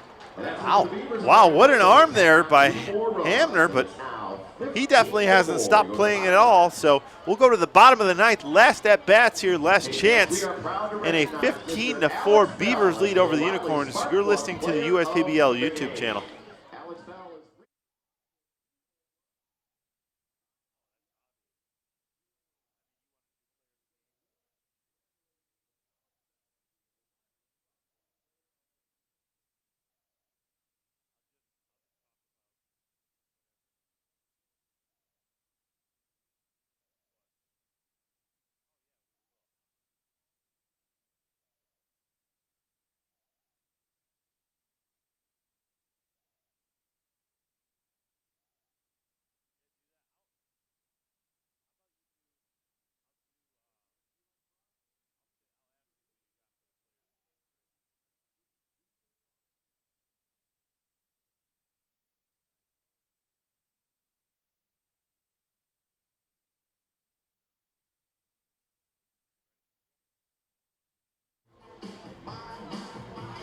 We're back at Jimmy John's Field here, 15-4 lead. Just a great way to fire back. I mean, after falling down 4-1, as we mentioned, for the Beavers, getting contributions 1 through 9, even their pinch hitter, Eric Phillis. Everybody's contributing. Had some good pitching. Welch back out there for another inning. Well, obviously with all this offense, it's probably going to be somebody on that side. But, Rich, who do you got for the player of the game? Well, my friend, obviously a lot of candidates eligible here today, but I'm going to have to give it to number 35, the designated hitter, Mr. Alex Bell. Led things off in his first at-bat, singled in the first inning. And then the 8th inning, this man had 2 home runs in the 8th inning, 4 RBIs. In the 8th The inning. other, I mean, that's a solo shot. Wow. Absolutely dominant. First player to have 2 home runs in 1 inning like that. I mean, it's crazy stuff. That's amazing. It really is. You can't write this stuff. No, you can't. And before we get back into this bottom of the 9th inning, as Mr. Crutcher steps into the box from the right side, I want to remind you guys what's going on next week for the USPBL. Hoppers Unicorns on Wednesday, Hoppers Beavers on Thursday, as Crutcher takes a fastball on the outside half. Let me mention this. Wednesday night it is Interactive Tech Experience Night. Thursday is 70s night, as well as always Thirsty Thursdays. As Crutcher takes this one, it evens up at 1-1 apiece. You got your fireworks, Beavers versus Unicorns on Friday. Next Saturday is Paw Patrol, as the Unicorns and the Diamond Hoppers square off at 7:25. As Austin Crutcher gets a hold of one, but the wind just completely takes that ball out to, I guess, out of play left field? Yeah, definitely. I mean, we saw how much wind was picked up going out of the field for the Beavers in the last couple innings here. It's just the tides of luck just not going the Unicorns' way, as that ball was taken way out of play due to that wind, and Crutcher 1-2 right now to fouls Crutcher. off another one. So exciting stuff here for the USPBL. Not the way things wanted to go for the Unicorns. They were up. They were up 4-0 after 5 innings of play. Beavers in this second half of the game with 15 runs the last 3 innings of play. Just a wild turn of events. We talked about how much the starting pitching for this Unicorn team dominated. Donnie Murray once again, but the bullpen had other thoughts for this Beaver team. Crutcher takes another ball in the dirt, gets the appeal from the home plate umpire, and the umpire down at first base says he did not go, so that'll even or put the count at full 3-2 here from Welch. Crutcher with 2 singles today in RBI. The pitch is hit foul, so Crutcher staying alive a little bit longer here. 15-4, Beavers lead over the Utica Unicorns. Bottom of the 9th inning, no outs. You're listening to the USPBL YouTube channel with Dave Siseski, Rich Borland. The 3-2 pitch. Crutcher hits that out to right field. Williams giving chase. That ball is going to hit off of the backs or the wall there, and Crutcher is going to fly in there for a triple. Wasn't too sure if that ball was going to leave the park there, as it's just 320, but Crutcher will take that leadoff triple. Yeah, that was a high fly ball down the right field line, and it took a weird hop once it came down. It might have ricocheted off of the foul pole. I thought it was gone but at on first. the fence, Exactly. So still in the ballpark, but took that weird hop. Miles Williams flying toward that corner in right field, as we know he can do so well. You like to see Crutcher's effort as well. Still flying there around the bases. For the 4th time today, reaching base, his 3rd hit, 2 singles, and now this triple. So it's nice to see, even though the Unicorns down by a lot of runs, that Crutcher can still do the job. Brandon Raw will drive that run in and get the RBI, and that'll be the first out of the inning. So that'll put the score at 15-5. Beavers over the Unicorns, and that'll bring up Kyle Hamner. Hamner with 1 hit on the day, back in the 3rd inning, but he has reached base 3 times so far, only grounded out to shortstop back in the 7th. Hamner pops that up, foul. Ortega kind of stopped on that one. Ortega plays a lot of catcher there, getting some time at first base. I guess he didn't read that one off the bat there, but, you know, 15-5. Could have been a little bit of both. Yeah, he might have been like, I'm not going to go out there and sacrifice myself. That would have been a really tough play for him anyway, so he elected to relax on that one and let his pitcher do the job. Hamner hits that to Martinez. Nice backhanded grab there. A strong throw to Ortega, who is taking over at first base. That'll be the 2nd out of this inning. So 1 out closer to a outstanding finish for these Beavers. You can't say enough about them today, what they've been able to do. Nope. I mean, obviously started things off slow against Donnie Murray, but that was expected. Obviously, you want your guys to go out and attack early and often as much as possible, but against a guy like Donnie Murray, it's definitely a tougher job to get done. but they've done a tremendous job these last couple of innings attacking the Unicorns' relief pitchers, and there's a reason they have so many runs today. 15 runs on 20 hits. As we looks like the scorekeeper's just waking up a bit in this inning up on the big board there. 2 outs, 1-0 to Chris Cruz. The pitch from Welch is hit down to Ortega, who will get his first opportunity in this game, and that'll finish the game for the 3rd out there. A 15-5 win for the Beavers. Rich, winning pitcher. Yes, sir. After this game, it has been figured out that the winning pitcher was Michael Doloff. He moves to 2-0, and the losing pitcher, obviously in this one, that awful 8th inning for Jacob Azell. He unfortunately moves to 0-4. Yeah, tough inning for the guy. You hope he turns things around, hopefully, in his next outing. But the Utica Unicorns move to 7-14.